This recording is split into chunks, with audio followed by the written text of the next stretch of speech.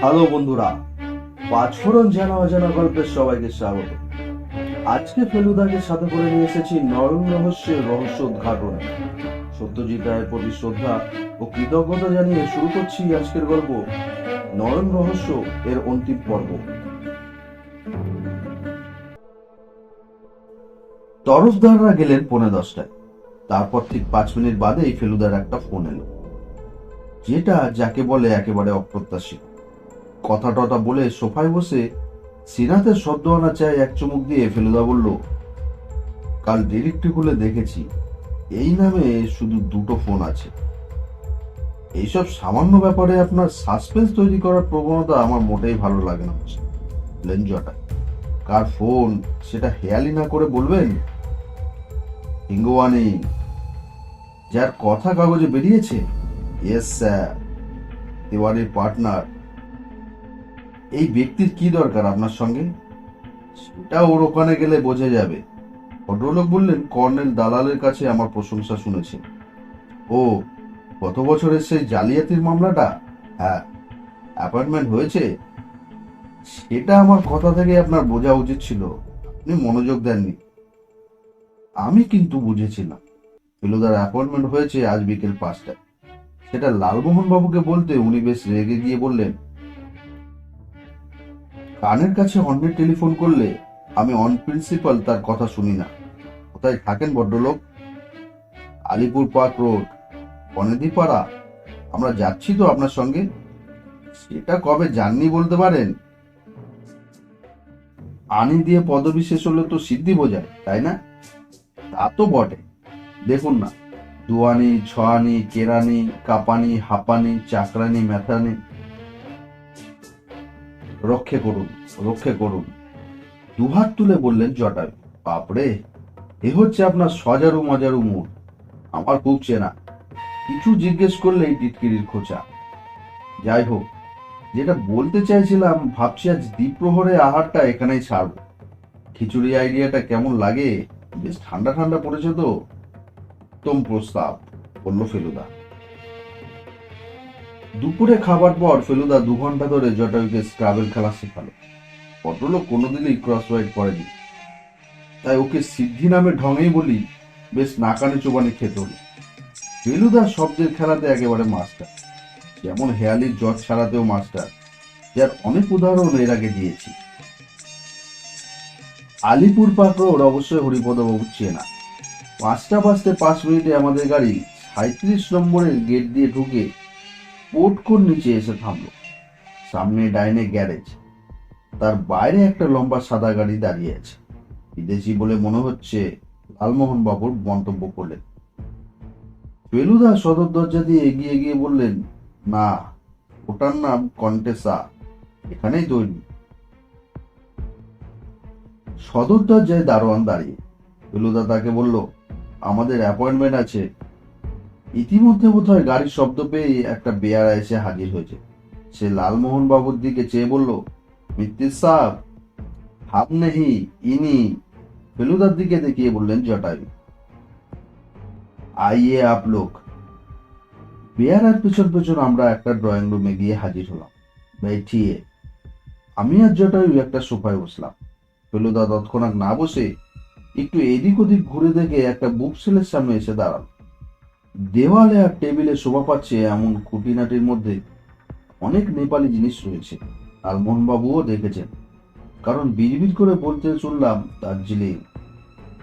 কেন দার্জিলিং কেন? ফিরে এসে আর একটা সোফায় বসে বলল ফেলুদা, নেপালি জিনিস কি নেপালে পাওয়া যায় না? আরে সে তো নিউ মার্কেটেই পাওয়া যায়। বাইরে ল্যান্ডিং এ দাঁড়ানো গ্র্যান্ডফাদার ক্লক দেখেছি। এবার তাতে গম্ভীর অথচ মোলায়েম শব্দে ঢং ঢং করে 5টা বাজতে শুনলাম। আর প্রায় সঙ্গে সঙ্গে খয়েরি রঙের স্যুট পরা একজন রোগা ফর্সা পৌর ভদ্রলোক ঘরে এসে ঢুকলেন। কেন জানি মনে হলো ভদ্রলোকের স্বাস্থ্যতা খুব ভালো যাচ্ছে না, হয় চোখের তলায় কালির জন্য। আমরা 3জনে নমস্কার করে উঠে দাঁড়ালাম। ভদ্রলোক ব্যস্ত হয়ে বললেন, বসুন বসুন, প্লিজ সিট ডাউন। ভদ্রলোকের ঘড়ি ব্যান্ডটা বোধহয় ঢিলে হয়ে গেছে। কাউ নমস্কার করে হাত নামাবার সঙ্গে সঙ্গে ঘড়িটা শটাং করে নিচে নেমে এলো। ডান হাত দিয়ে ঠেলে সেটাকে যথাস্থানে এনে ভদ্রলোক ফেলুদার উল্টো দিকে সোফায় বসলেন। বাংলা, ইংরেজি, হিন্দি মিশিয়ে কথা বললেন হিঙ্গওয়ানি। ফেলুদা নিজের এবং আমাদের দুজনে পরিচয় করিয়ে দেবার পর ভদ্রলোক বললেন, আমার অফিসের যে খবর কাগজে বেরিয়েছে সেটা কি আপনি পড়েছেন? পড়েছি, বলল ফেলুদা। আমি গ্রহ নক্ষত্রের প্রভাবে বিশ্বাস করি। আমাকে যেভাবে হ্যারাস করা হচ্ছে তাকে গ্রহের ফের ছাড়া কিছুই বলা যায় না। আমার পার্টনারে ভীমরতি হয়েছে। ও সুস্থ মস্তিষ্ক লোক কখনো এমন করতে পারে না। আমরা কিন্তু আপনার পার্টনারকে চিনি। হাও? অবাক হয়ে প্রশ্ন করলেন হিঙ্গওয়ানি। ফেলুদা সংক্ষেপে তরফদার আর জ্যোতিষ্কের ব্যাপারটা বলে বলল, এই ছেলের ব্যাপারে তিওয়ারি ফোনে অ্যাপয়েন্টমেন্ট করে তরফদারের বাড়ি এসেছিলেন। আমরা তখন সেখানে উপস্থিত ছিলাম।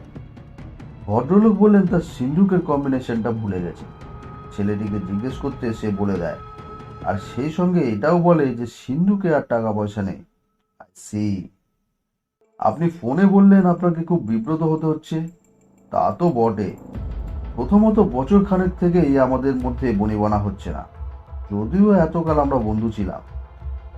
আমরা একসঙ্গে এক ক্লাসে সেন্ট জেভিয়ার্সে পড়তাম। কলেজ ছাড়ার বছর খানেকের মধ্যেই আমরা আলাদা আলাদাভাবে ব্যবসা শুরু করি। তারপর 1973-এ আমরা একজোটে টিএইচ সিন্ডিকেটে পত্তন করি। বেশ ভালো চলছিল, কিন্তু ওই যে বললাম, কিছুদিন থেকে দুজনের সম্পর্কে চিড় ধরেছিল। সেটার কারণ কি? প্রধান কারণ হচ্ছে তেওয়ারির স্মরণ শক্তি প্রায় লোপ পেতে বসেছিল। সামান্য জিনিসও মনে রাখতে পারে না। ওকে নিয়ে মিটিং করা এক দুরূহ ব্যাপার হয়ে দাঁড়িয়েছিল।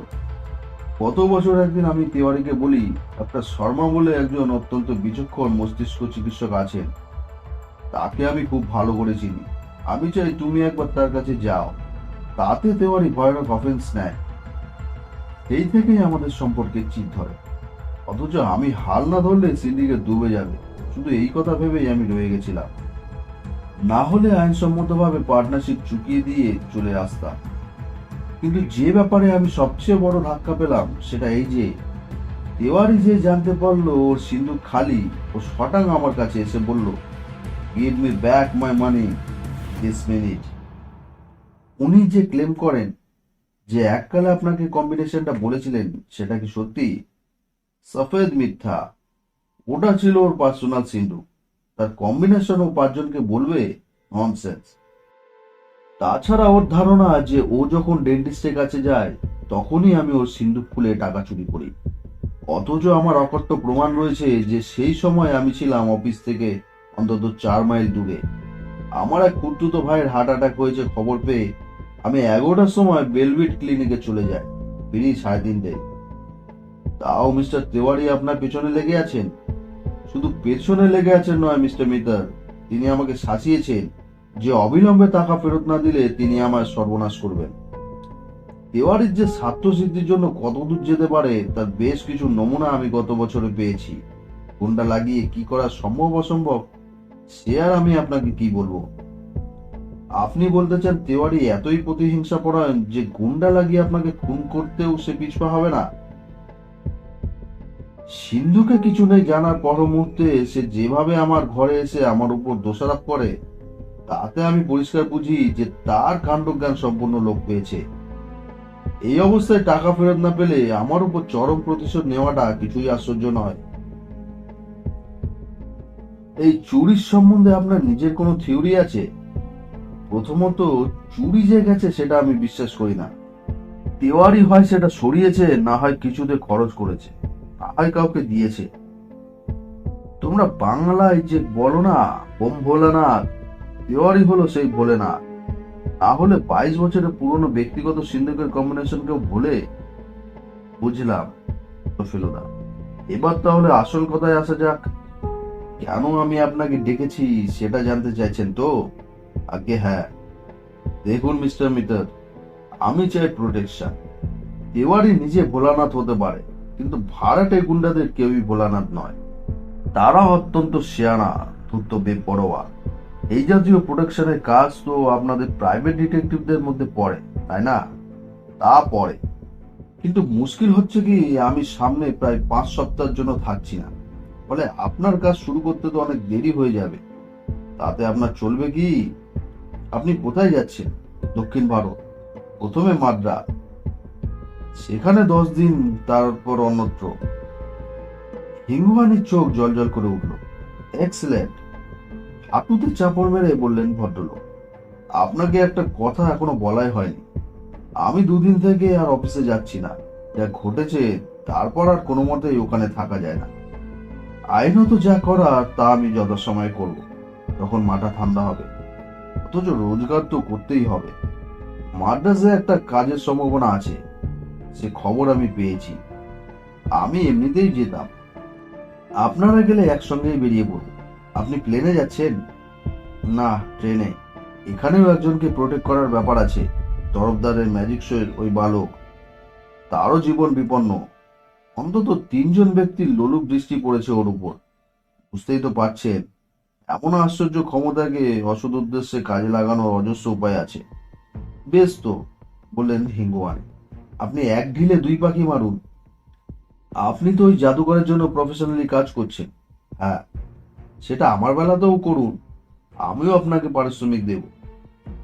ফেলুদা অফারটা নিয়ে নিল, তবে বলল, এটা জেনে রাখবেন, শুধু যে আমার প্রোটেকশনে হবে না, আপনাকেও খুব সাবধানে চলতে হবে।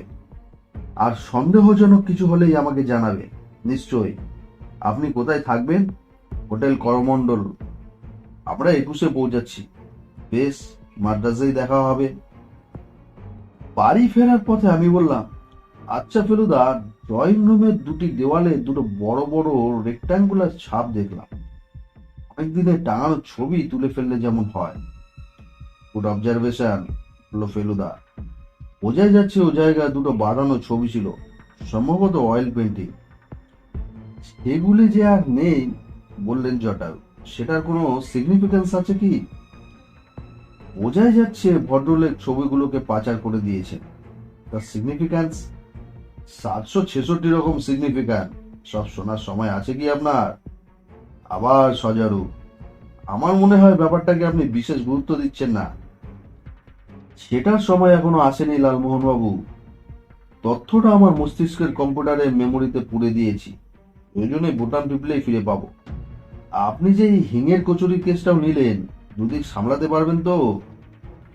ফেলুদা কোনো উত্তর না দিয়ে ভাসা ভাসা চোখে চলন্ত গাড়ির জানলা দিয়ে বাইরের দিকে চেয়ে মৃদুস্বরে বলল, খটকা খটকা খটকা। পরদিন সকালে কাগজ খুলে দেখি তরফদার সম্বন্ধে খবর বেরিয়েছে যে উনি 19শে ডিসেম্বর দলবল নিয়ে দক্ষিণ ভারত সফরে যাচ্ছেন। 25শে ডিসেম্বর মাদ্রাজে ওর প্রথম শো। ফেলুদা চুল ছাটাতে গেছিল, 10টা নাগাদ ফিরল। ওকে খবরের কথাটা বলতে ও গম্ভীরভাবে বলল, দেখেছি, আত্মপ্রচারের লোক খুব কম লোকেই সামলাতে পারে রে তপসে। আমি একটু নরম গরম কথা শোনাবো বলে ওকে ফোন করেছিলাম। কারণ বুঝতেই তো পারছিস, এই খবর বেরোনোর ফলে আমার কাজটা অনেক বেশি কঠিন হয়ে পড়েছে। তরফদার কি বললেন? ফেলুদা একটা শুকনো হাসি হেসে বলল, বলে কি, আজকের দিনে শোম্যানদের পাবলিসিটি ছাড়া গতি নেই মিস্টার মিত্তি। উনি আপনি কাইন্ডলি আমাকে কিছু বলবেন না। আমি বললাম, যে 3জন ব্যক্তি নয়নের দিকে লুব্ধ দৃষ্টি দিচ্ছে, তারা যে তোমার প্রোগ্রামটা জেনে গেল, সেটা কি ভালো হলো? তাতে ছোকরা বলল, আপনি চিন্তা করবেন না, আমি যেভাবে ওদের বলেছি, আমার বিশ্বাস তাতে ওরা নয়নকে পাওয়ার আশা ছেড়েই দিয়েছে। এরপর আর কি বলি বল? সত্যি যদি তা হয় তাহলে তো আর আমার কোনো প্রয়োজনই থাকে না। কিন্তু আমি তো জানি যে নয়নের বিপদ, এবং সেই সঙ্গে আমার দায়িত্ব এখন পুরো মাত্রায় রয়েছে। অর্থাৎ আমার দিক থেকে কাজে ঢিলে দেওয়ার কোনো প্রশ্নই আসে না।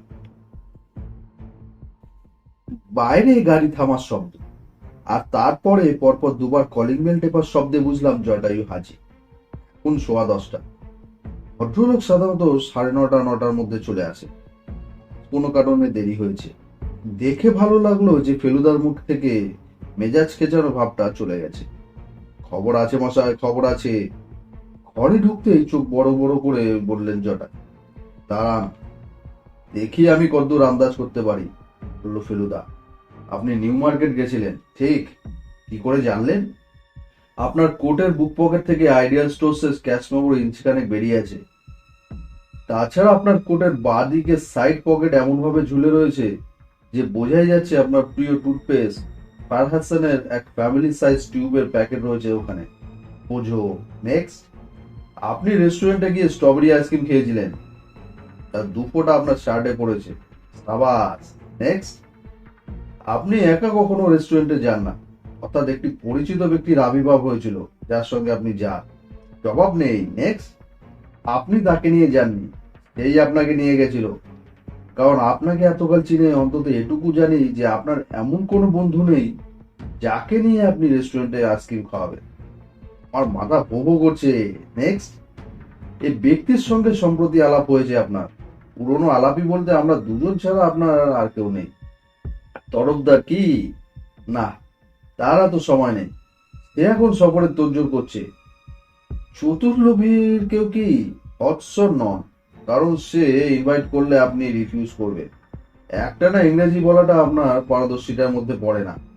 তারকনাথ, উহু, তার নিউ মার্কেটে কোনো প্রয়োজন থাকতে পারে না। উত্তর কলকাতার দোকানের অভাব নেই। আর তাছাড়া আমার ধারণা তার বাজার করার জন্য মাইনে করার লোক আছে। তাহলে বাকি রইল কে? ব্রিলিয়ান্ট, ব্রিলিয়ান্ট, আপনি ধরে ফেলেছেন ফেলুবাবু, ধরে ফেলেছেন। অনেকদিন পরে আপনার চিন্তা শক্তি আর পর্যবেক্ষণ ক্ষমতার নমুনা পাওয়া গেল। Q sir. বসাক তো, বসাক বসাক, নন্দলাল বসাক। আজ প্রথম পুরো নামটা জানলুম। আপনার সঙ্গে তার কি কথা? কথা ভালো নয় ফেলুবাবু। ভদ্রলোক তরফদারকে আরো $10,000 অফার করেছিলেন, তার মানে 30। আজকাল $1 কত টাকা? 17 টাকার আশপাশে ঘোরাফেরা করছে। হিসাব করুন, গায়ের লোম খারাপ হয়ে উঠবে। তরফদার কি বললেন?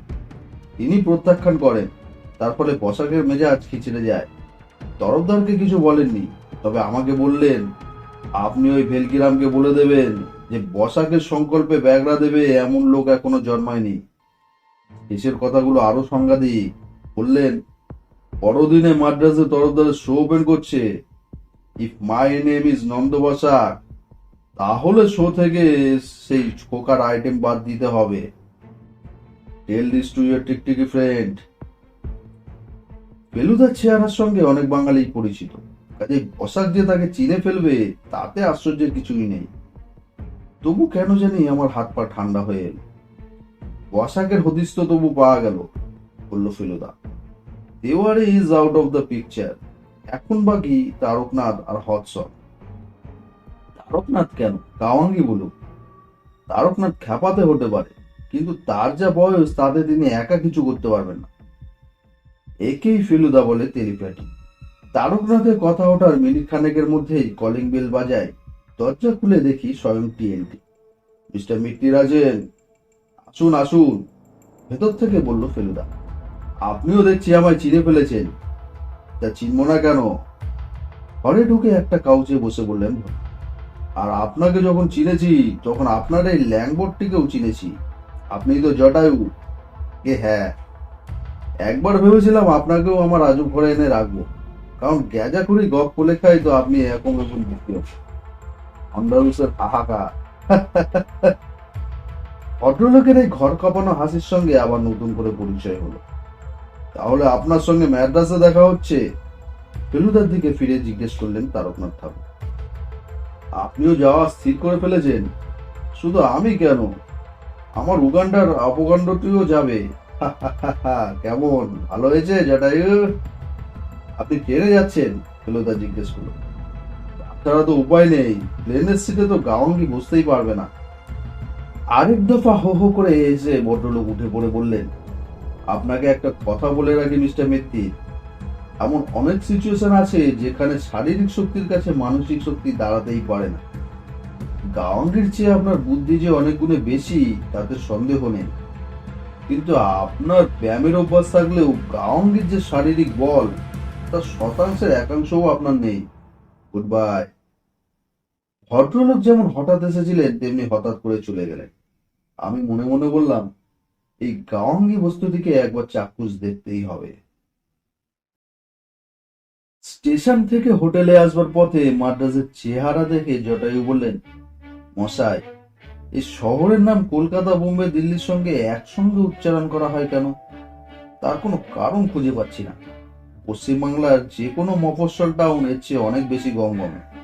তাছাড়া ডিসেম্বর মাসে গরমটা কিরকম দেখছেন? আর আমরা যে হোটেলে যাচ্ছি সেখানে দেশি বিদেশি সব রকম খাবার পাওয়া যায় তো। আটাশি মেনুতে শুনেছি নাকি শুধু 3টে নাম থাকে। আমি খাইয়ে না হতে পারি, কিন্তু যা খাবো সেটা মুখরোচক না হলে আমার স্বাদ মেটে না। আমার কিন্তু শহরটা খারাপ লাগছিল না, যদিও গমগমে ভাবটা একেবারেই নেই। অনেকদিন পরে একটা বড় শহরে এসে চারিদিকে ভাঙা ডাঙা বাড়ি, ভিড় নেই দেখে অদ্ভুত লাগছিল। তা দিব্যি ভালো, এখনো পর্যন্ত একটা গাড্ডাও পাইনি। আজ যেটা পাইনি সেটা হলো ট্রাফিক জ্যাম। তা সত্ত্বেও লালমোহন বাবু কেন মুখ বেজার করে আছেন জানি না। বৈকুণ্ঠ মল্লিকের কথা তো কয়েকবার বলেছি আপনাদের, হঠাৎ বললেন সেটাই। আপনার সেই অ্যাথেনিয়াম ইনস্টিটিউটের কবি, কবিয়ান পর্যটক, ভ্রমণের নেশা ছিল ভদ্রলোকের। উনি কি মাদ্রাসেও এসেছিলেন? সার্টেনলি। মাদ্রাস নিয়ে পদ্য আছে ওর? সার্টেনলি, জাস্ট 6 লাইন, শুনুন। বড় হতাশ হয়েছি আজ, তোমারে হারিয়ে মাদ্রাস। ভাষা হেদা দুর্বোধ্য তামিল, অন্য ভাষার সাথে নেই কোনো মিল। ইডলি আর ডোসা খেয়ে তৃপ্তিবে রসনা, এ বাবা এ শহরে কেউ কবু এসো না। তৃপ্তিবে ভ্রু কুচকে বলল ফেলুদা। Why not?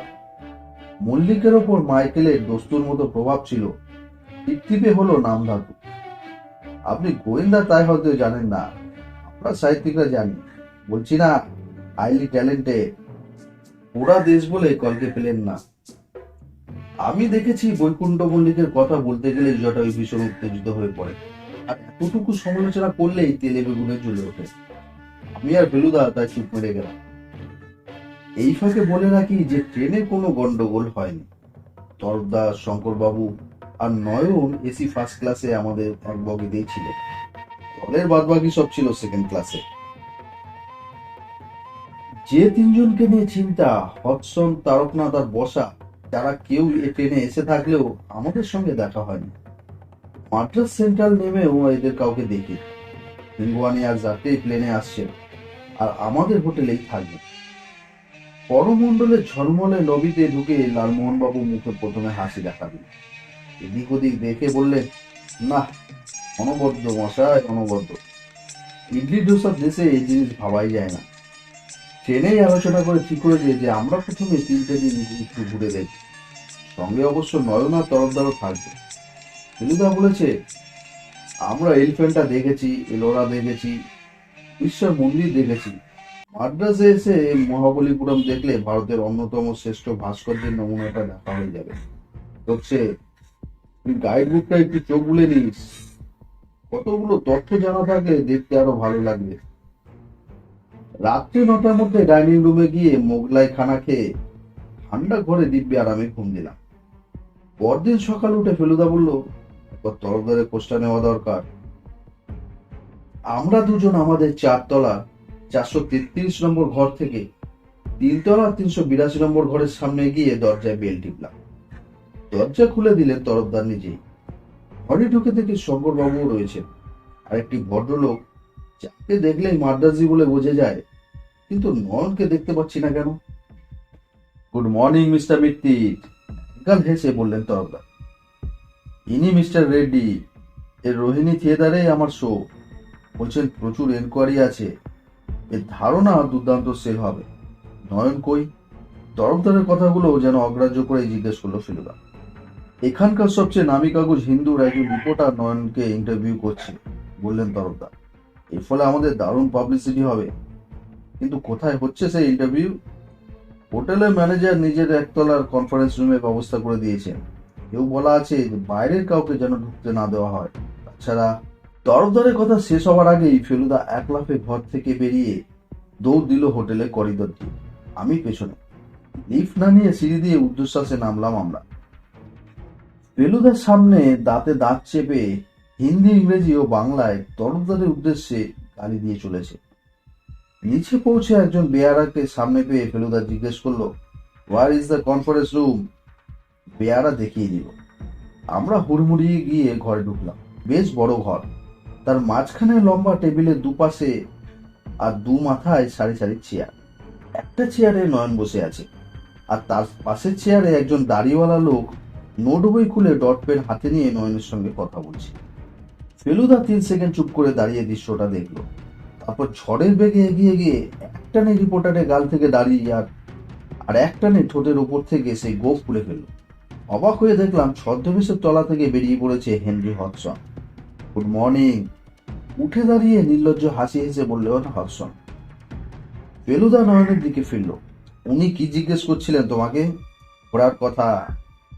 আমার কাজ এখানে শেষ হলেও আমার আফসোস নেই, বললেন হডসন। আগামী 3 দিনের সবকটা রেসের উইনিং হর্সের নম্বর আমি জেনে নিয়েছি।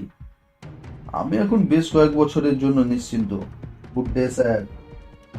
হর্সন গটগটিয়ে ঘর থেকে বেরিয়ে গেলেন। ফেলুদা কপালে হাত দিয়ে ভপ করে হর্সনের চেয়ারে বসে পড়ল। তারপর মাথা নেড়ে গম্ভীর বিরক্তি সুরে বলল, নয়ন, এবার থেকে কেউ বাইরের লোক তোমার সঙ্গে কথা বলতে চাইলে তুমি বলবে ফেলু কাকার সঙ্গে থাকলে বলবো, না হলে নয়। বুঝেছো? নয়ন মাথা নেড়ে জ্বালিয়ে দিল, সে বুঝেছে। আমি বললাম, তবে একটা কথা ফেলুদা, হডসন আর জ্বালাবে না। সে এখন কলকাতায় ফিরে গিয়ে রেস খেলবে। এটা ঠিক, কিন্তু আমি ভাবছি আমাদের জাদুকরটি কত বড় দায়িত্বহীন। ম্যাজিশিয়ানদের এর চেয়ে বেশি কমন সেন্স থাকা উচিত। আমরা নয়নকে সঙ্গে নিয়ে ফিরে গেলাম তরফদারের ঘরে। চমৎকার পাবলিসিটি হবে তোমার, শ্লেষ মাখা সুরে তরফদারকে বলল ফেলুদা। নয়ন কাকে ইন্টারভিউ দিচ্ছিল জানো? কাকে? মিস্টার হেনরি হডসন, ওই দাড়িওয়ালা। হ্যাঁ, ওই দাড়িওয়ালা। তার কার্যসিদ্ধি হয়ে গেছে। এই যদি তোমার আক্কেলের নমুনা হয়, তাহলে কিন্তু আমি তোমাকে কোনো রকম সাহায্য করতে পারবো না। তোমার অনুমান যে ভুল সে তো দেখতেই পাচ্ছ। হডসন যদি মাদ্রাজ অব্দি ধাওয়া করতে পারে, তাহলে অন্য দুজনই বা করবে না কেন? আমি জানি যে বিপদের আশঙ্কা এখনো পূর্ণমাত্রায় রয়েছে। এই অবস্থায় আমি যা বলছি তা তোমাকে মানতেই হবে। বলুন স্যার, হেড মাথা চুলকে বললেন তরফদার। মিস্টার রেড্ডির তরফ থেকে যেটুকু পাবলিসিটি না করলে নয় সেটুকুই তিনি করবেন, কিন্তু তুমি বা শঙ্কর পাবলিসিটির ধারে কাছেও যাবে না। প্রেস পিড়াপিড়ি করলেও তাদের কাছে মুখ খুলবে না। তোমার এই সফর যদি সাকসেসফুল হয়, তাহলে সেটা হবে নয়নের জোরে, তোমাদের পাবলিসিটির জোরে নয়। বুঝেছো? বুঝেছি স্যার। ব্রেকফাস্ট খেতে খেতে লালমোহন বাবুকে ঘটনাটা বলতে উনি বললেন, ঠিক এইটেরই দরকার ছিল। ভয় হচ্ছিল যে মাদ্রাসে এসে বুঝি কেসটা থিতিয়ে যাবে। তা নয়, এখন আবার দিব্যি জমে উঠেছে। ঠিক হয়েছিল 10টার সময় আমরা দুটো ট্যাক্সি নিয়ে বেরোব। মহাবলীপুরম আজ নয়, কাল। আজ যাব স্নেক পার্ক দেখতে। হুইটেকার নামে একজন আমেরিকানের কীর্তি এই স্নেক পার্ক। গাছপালা ভরা পার্কও বটে, আবার সেই সঙ্গে সাপের ডিপও বটে। যাওয়ার জন্য তৈরি হচ্ছে। লালমোহন বাবু অলরেডি তৈরি হয়ে আমাদের ঘরে এসে হাজির। এমন সময় দরজায় বেল বেজে উঠল। দরজা খুলে দেখি মিস্টার হিংওয়ান। May I come in? টিভিটা খোলা ছিল, যদিও দেখবার মতো কিছুই হচ্ছিল না। ফেলুদা সেটা বন্ধ করে দিয়ে বলল, নিশ্চয়ই নিশ্চয়ই, প্লিজ কাম ইন। ভদ্রলোক ঘরে ঢুকে একটা স্বস্তির নিঃশ্বাস ফেলে কাউচে বসে বললেন, সো ফার নো ট্রাবল। তো সুসংবাদ, বলল ফেলুদা। আমার বিশ্বাস তেওয়ারি আমার মাদ্রাস আসার খবরটা জানে না। আমি কাউকে না বলে চলে এসেছি। আপনি নিজে সাবধানে আছেন তো? তা আছি। একটা কথা আমি খুব জোর করে বলে দিচ্ছি, আপনি যখন ঘরে থাকবেন তখন কেউ বেল টিপলে আপনি নাম জিজ্ঞেস করে গলা চিনে তারপর দরজা খুলবেন, তার আগে নয়। হেঙ্গুয়ানে কিছু বলার আগেই আমাদের দরজায় বেলে বেজে উঠল। খুলে দেখি নয়নকে নিয়ে তরফদার হাজির। এসো ভেতরে, বলল ফেলুদা। এই সেই অদ্ভুত ক্ষমতা সম্পন্ন বালক কি? দুজনে ঘরে ঢুকতে জিজ্ঞেস করলেন হিন্দুয়ান। ফেলুদার দিকে চেয়ে দেখি তার ঠোঁটের কোণে হাসি। আপনার সঙ্গে এই দুজনে পরিচয় করিয়ে দেওয়ার কোনো প্রয়োজন আছে কি? হিঙ্গুয়ানিকে প্রশ্ন করলো Feluda. What do you mean, mister হিঙ্গুয়ানি? আপনি আমাকে আপনার নিরাপত্তার জন্য নিযুক্ত করেছেন। এখানে আপনাকে মনে রাখতে হবে যে গোয়েন্দার কাছ থেকে মক্কেল যদি কোনো জরুরি তথ্য গোপন করেন, তাহলে গোয়েন্দার কাজটা আরো অনেক বেশি কঠিন হয়ে পড়ে। আপনি কি বলতে চাইছেন? সেটাও আপনি খুব ভালো করেই জানেন, কিন্তু না জানার ভান করছেন। অবশ্যই সত্যি গোপন করার অভিযোগটা শুধু আপনার বিরুদ্ধে প্রযোজ্য নয়, এর বিরুদ্ধেও বটে। ফেলুদা শেষ কথাটা তরফদারকে উদ্দেশ্য করে বলল। তরফদার কিছু বলতে না পেরে ফ্যাল ফ্যাল করে চেয়ে রইল। আপনারা যখন মুখ খুলছেন না, তখন আমিই বলি। ফেলুদার দৃষ্টি এখনো তরফদারের দিকে। সুনীল, তুমি এক পৃষ্ঠপোষকের কথা বলছিলে। আমি কি অনুমান করতে পারি যে মিস্টার হিঙ্গুয়ানি সেই পৃষ্ঠপোষক? হিঙ্গুয়ানি চোখ কপালে তুলে চেয়ার থেকে প্রায় অর্ধেক উঠে পড়ে বললেন, but how do you know? এও কি ম্যাজিক? না মিস্টার হিঙ্গুয়ানি, ম্যাজিক নয়। এ হচ্ছে ইন্দ্রিয় শক্তিগুলোকে সজাগ রাখার ফল। আমরা গোয়েন্দারা সাধারণ লোকের চেয়ে একটু বেশি দেখি, বেশি শুনি। কি দেখে শুনে আপনি এই তথ্যটা আবিষ্কার করলেন? গত রবিবার তরদরে ম্যাজিক শোতে এক যুবকের প্রশ্নের উত্তরে জ্যোতিষ্ক দুটো গাড়ির নম্বর বলে দেয়। তার মধ্যে একটা নম্বর WBMF 6232। দেখলাম আপনার গ্যারেজের সামনে দাঁড়ানো কন্টেসারের নাম্বার। এই যুবক কি আপনার বাড়ির লোক নন? এবং তিনি শো থেকে ফিরে এসে কি আপনাকে জ্যোতিষ্কের আশ্চর্য ক্ষমতা বলেনি? ইয়েস, বলেছিল। মোহন আমার ভাইপো। হিঙ্গুয়ানের কেমন যেন হতভম্ব ভাব। আর একটা ব্যাপার আছে, বলল ফিরোদা। সেদিন আপনার ড্রয়িং রুমের বুক কেসে দেখলাম পুরনো মূর্তি ম্যাজিকের বই। তার মানে? ইয়েস ইয়েস ইয়েস, ফিরোদাকে বাধা দিয়ে বললেন হিঙ্গুয়ান। ওগুলোর মায়া আমি কাটিয়ে উঠতে পারিনি। বাবা আমার ম্যাজিকের সব সরঞ্জাম ফেলে দিয়েছিল, কিন্তু বই ফেলেনি। তরফদারের দিকে চেয়ে দেখি শোচনীয় অবস্থা। তরফদারকে কোনো দোষ দেবেন না মিস্টার মিত্তার, বললেন হিঙ্গুয়ান। ও আমার অনুরোধেই আমার নামটা প্রকাশ করেনি। কিন্তু এই গোপনীয়তার কারণ কি? একটা বড় কারণ আছে মিস্টার মিত্তার। কি? আমার বাবা এখনো জীবিত, ফৌজাবাদে থাকেন, আমাদের পৈতৃক বাড়িতে। 82 বছর বয়স, কিন্তু এখনো টনটনে জ্ঞান, মজবুত শরীর। তিনি যদি জানেন যে এতদিন বাদে আমি আবার ম্যাজিকের সঙ্গে নিজেকে জড়িয়েছি, তাহলে তিনি আমাকে ত্যায্যপুত্র করবেন। ফিলুদা ভ্রুকুটি করে বার্তিনেক মাথা উপনিচ করে বলল, বুঝেছি। হিঙ্গুয়ানি বলে চললেন, মোহন শো থেকে ফিরে এসেই এই ছেলের অসামান্য ক্ষমতার কথা আমাকে বলে। তখনই আমার মাথায় আসে আমি এই জাদুকরের শো ফাইনাল করব। যখন থেকে তেওয়ারের সঙ্গে মন কষাকষি শুরু হয়েছে, তখন থেকে বুঝতে পারছিলাম যে আমাকে অবিলম্বে টিএইচ সিন্ডিকেটের পার্টনারশিপ থেকে ইস্তফা দিয়ে রোজগারের নতুন রাস্তা দেখতে হবে। রবিবার রাত্রে জ্যোতিষ্কের কথা শুনে সোমবার সকালেই আমি তরফদারের বাড়িতে গিয়ে আমার প্রস্তাবটা দিই। তরফদার রাজি হয়ে যায়। এই দুদিন বাদে তেওয়ারির টাকা চুরি ধরা পড়ে। আমার সঙ্গে তার সংঘর্ষ সপ্তমে চড়ে। আমি আর থাকতে না পেরে তেওয়ারিকে একটা 4 লাইনের চিঠিতে জানিয়ে দিই যে আমি অসুস্থ। ডাক্তারের প্রস্তাব মতো 1 মাসের অবসর নিচ্ছি। পরদিন থেকেই আমি অফিসে যাওয়া বন্ধ করি। তার মানে আপনি এমনিতেই মাদ্রাজে আসছিলেন তরফদার সইয়ের জন্য? হ্যাঁ, কিন্তু আমার বিপদের আশঙ্কাটা সম্পূর্ণ সত্যি। অর্থাৎ আপনার সাহায্য আমাকে নিতেই হবে। আর আপনি মাদ্রাজে একটা চাকরির সম্ভাবনার কথা বলেছিলেন, এটা সত্যি নয়। আই সি, বলল ফেলুদা। তাহলে ব্যাপারটা যা দাঁড়াচ্ছে, আপনার জীবন বিপন্ন, যার কারণ হলো তেওয়ারি সংক্রান্ত ঘটনা। আর জ্যোতিষ্কও ঘোর বিপদে পড়তে পারে দুজন অত্যন্ত লোভী আর বেপরোয়া ব্যক্তির চক্রান্তে। এই দুই বিপদই সামলানোর জন্য আমাকে নিযুক্ত করা হয়েছে। নয়নের সঙ্গে সবসময় আমাদের কেউ না কেউ থাকবে। এখন আপনি বলুন, আপনি কিভাবে আমাদের কাজটা সহজ করতে পারবেন? হিঙ্গুয়ানি বললেন, আমি কথা দিচ্ছি আপনার আদেশ আমি অক্ষরে পালন করব। মাদ্রাসে আমি এর আগেও অনেকবার এসেছি, কাজে এখানে দেখবার কিছুই বাকি নেই। তরফদারের শো একবার শুরু হলে তার রিপোর্ট আমি ওর ম্যানেজারের কাছ থেকে পাবো, এবং শোয়ের দরুন পেমেন্ট যা করার তা ম্যানেজারকেই করব। অর্থাৎ আমি ঘরেই থাকবো এবং চেনা লোক কিনা যাচাই না করে দরজা খুলবো না। ফেলুদা উঠে পড়ল, সেই সঙ্গে আমরা দুজনও। এসো নয়ন বাবু। জটায়ু নয়নের দিকে হাত বাড়িয়ে দিলেন। মন বেশ আগ্রহের সঙ্গে হাতটা ধরল। বুঝলাম জটায়ুকে তার বেশ পছন্দ হয়ে গেছে। স্নেক পার্কে বেশিক্ষণ ছিলাম না, কিন্তু এটা বুঝেছি যে জায়গাটা একেবারে নতুন ধরনের। মাত্র একজন লোকের মাথা থেকে এই জিনিস বেরিয়েছে, সেটা বিশ্বাস করা যায় না। যত রকম সাপের নাম শুনেছি তার সব, আর তার বাইরেও বেশ কিছু এই পার্কে রয়েছে।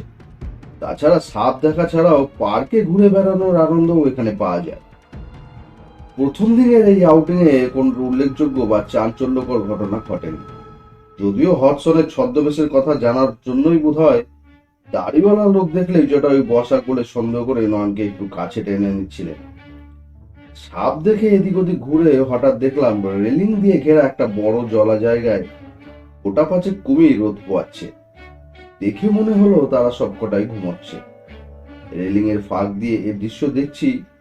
লালমোহন বাবু নয়নকে ফিসফিস করে বলছেন, তুমি আর একটু বড় হলে তোমাকে আমার করাল কুম্ভীর বইটা দেব। এমন সময় দেখি দু হাতে দুটো বালতি নিয়ে গেঞ্জি আর হাফ প্যান্ট পরা একটা লোক কুমিরগুলো থেকে হাত 50 দুই এগিয়ে দাঁড়ালো। কুমিরগুলো এবার একটু নড়ে চড়ে উঠলো। লোকটা এবার বালতিতে হাত ঢুকিয়ে ঢুকিয়ে এক একটা কোলা ব্যাঙ বার করে কুমিরগুলোর দিকে ছুড়ে দিতে লাগলো।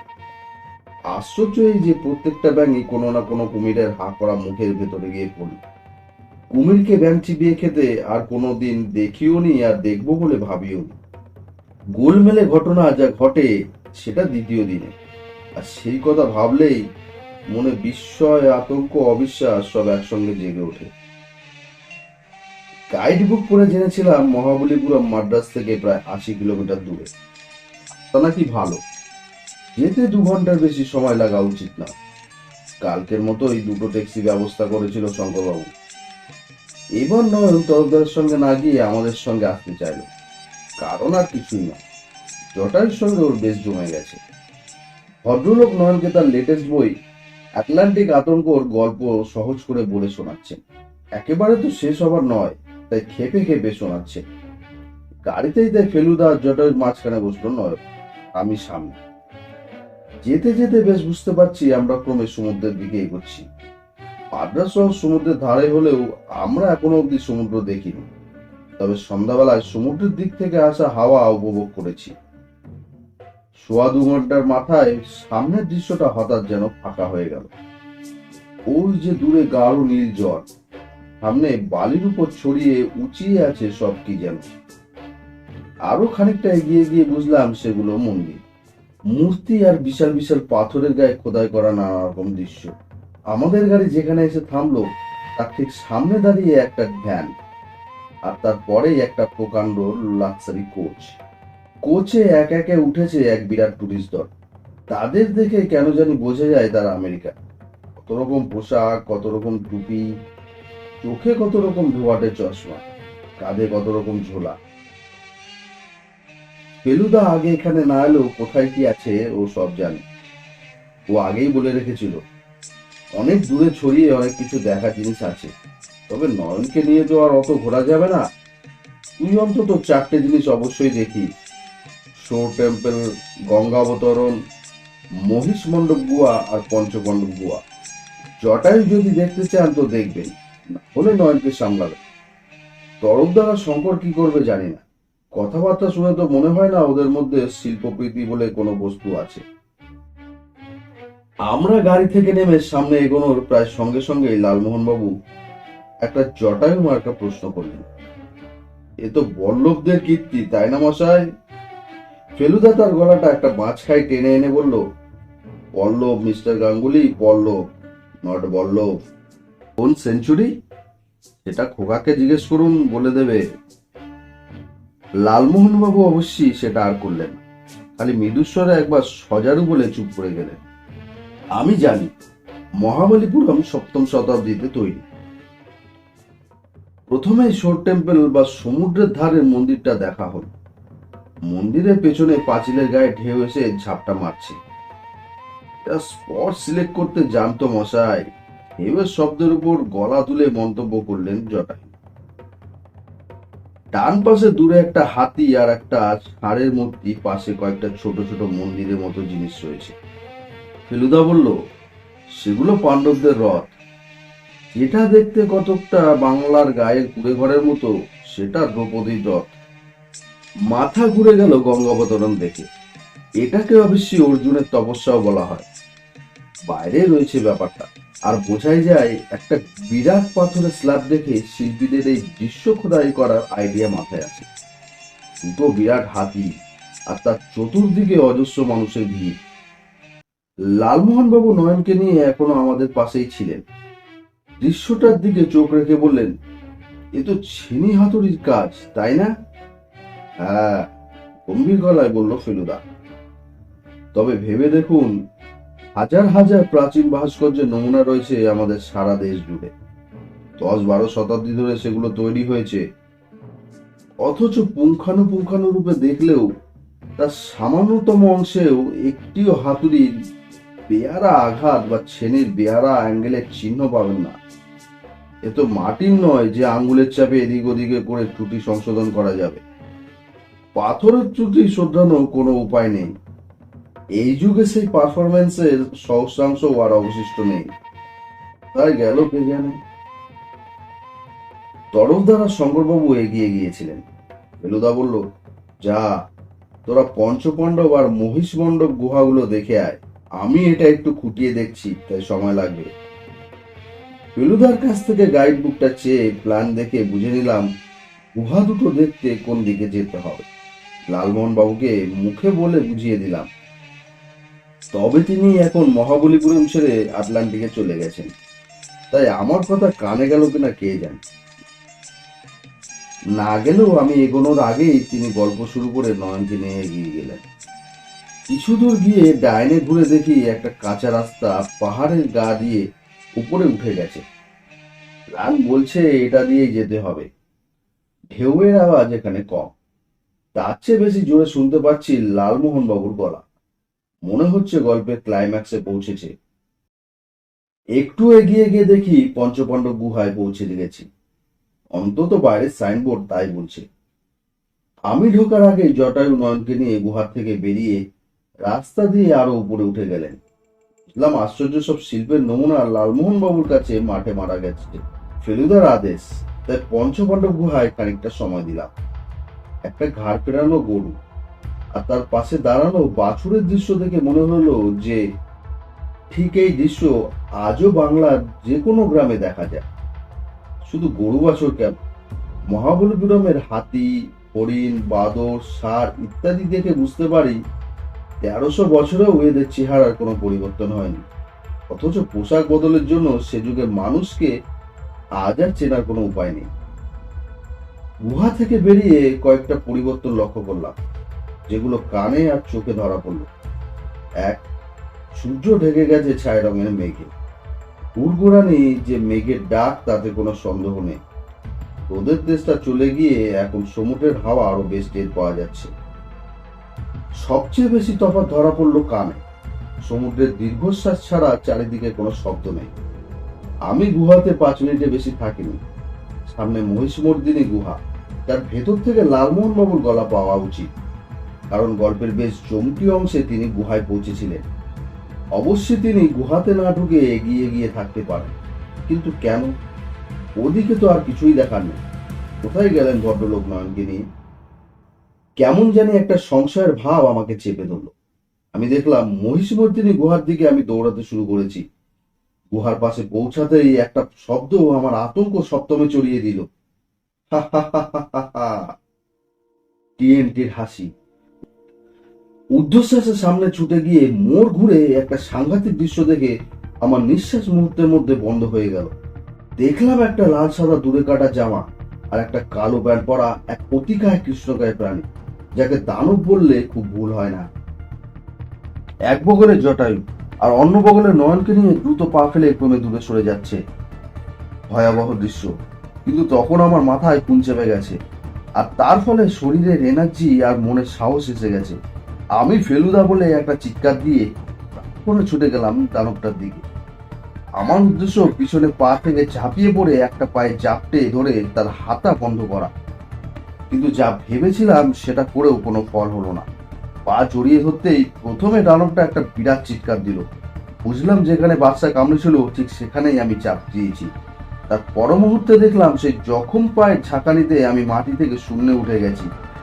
তারপরে চোখের পলকে দেখি আমি নয়নের সঙ্গে একই বগলের নিচে বন্দী হয়ে হাওয়া কেটে এগিয়ে চলেছি। আমার পা দুটো পেন্ডুলামের মতো ঝুলছে।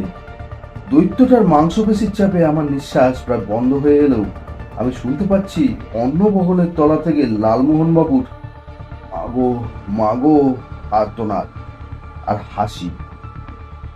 সামনে বিশাল দূরে তারকনাথ আস্তে আস্তে লাফাচ্ছে আর ডান হাত মাথায় তুলে লাঠি ঘোরাচ্ছে। কেমন গাওঙ্গি কাকে বলে দেখলে? তার স্বরে প্রশ্ন করলো টিএনটি। কিন্তু এখন তো তিনি আর একা নেই। তার পেছন দিক থেকে এগিয়ে এসে তার পাশে দাঁড়িয়েছেন দুটো লোক। তার মধ্যে একজন অদ্ভুতভাবে সামনে ঝুঁকে পড়ে লম্বা লম্বা পা ফেলে বকের মতো এগিয়ে আসছেন আমাদের দিকে। চমকদার সুনীল তরফদার। এবার তরফদার গতি না কমিয়ে হাত দুটো সামনে বাড়িয়ে সাপের ফনার মতো দেখা তোলাতে লাগে। তার বিস্মারিত দৃষ্টি সটান আমাদের যিনি বগল দাবা করেছেন তার দিকে। এই চাউ নিয়ে ঝুঁকে পড়া, হাতের সেই ঢেউ খেলানো, সব আমার চেনা। এ হলো তরফদারের সম্মোহনের কায়দা। তারকনাথ হঠাৎ উন্মাদের মতো লাঠি উঁচিয়ে তরফদারের দিকে ধাওয়া করতেই পেছন থেকে এক লাফে এগিয়ে এসে শঙ্করবাবু বুড়োর হাত থেকে লাঠিটা ছিনিয়ে নিলেন। এবার বুঝতে পারলাম আমাদের গতি কমে আসছে। আকাশে আবার মেঘের গর্জন। তারকনাথ এবার দুহাতে নিজের মাথার চুল টেনে ধরে খড়খড়ে গলায় একটা অদ্ভুত অচেনা ভাষায় গাওয়াঙ্গিকে কি জানি বললেন। গাওয়াঙ্গি আর তরফদার এখন মুখোমুখি। আমি বগল দেওয়া অবস্থাতেই কোনো রকমে ঘাড় ঘুরিয়ে গাওয়াঙ্গির মুখের দিকে চাইলাম। এমন মুখ আমি আর দেখিনি। চোয়াল ঝুড়ে পড়ে দাঁত বেরিয়ে গেছে আর তার চোখ দুটো ঠিকরে বেরিয়ে যাচ্ছে। বগল দাবা করা বিশাল হাত দুটো এবার ধীরে ধীরে নেমে এলো। আমার পা এখন মাটিতে, এদিকে লালমোহন বাবুও মাটিতে। আপনারা গাড়িতে গিয়ে উঠুন। চোখের পাতা না ফেলে গাওয়াঙ্গির দিক থেকে দৃষ্টি না সরিয়ে চেঁচিয়ে বললেন তরফদার, আমরা এক্ষুনি আসছি। উল্টো দিকে দৌড় দেবার আগে মুহূর্ত দেখলাম তারকনাথ মাথায় হাত দিয়ে মাটিতে বসে বললেন। ফেলুদা এখনো গঙ্গাবতরণের সামনে দাঁড়িয়ে। আমাদের তিনজনকে রুদ্ধশ্বাসে দৌড়ে আসতে দেখে ও আপনা থেকে এই ব্যাপারটা আজ করে নিল। আমাদেরও আগে ও দৌড়ে গিয়ে গাড়ির দরজা খুলে দিল। আমরা চারজন হুড়মুড়িয়ে উঠে বললাম, টার্ন ব্যাক, টার্ন ব্যাক, চেঁচিয়ে আদেশ দিল ফেলুদা। এই ড্রাইভার হিন্দি জানে না, কেবল তামিল আর ভাঙা ভাঙা ইংরেজি।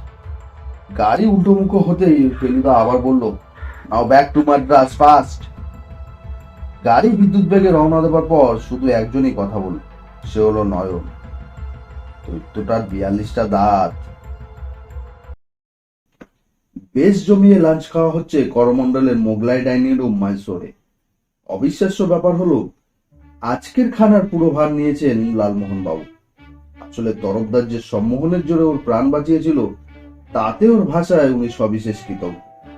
খেতে খেতে ফেলুদার দিকে ফিরে বললেন, অনেক থ্রিলিং ঘটনার মধ্যে পড়েছি মশাই, থ্যাঙ্কস টু ইউ।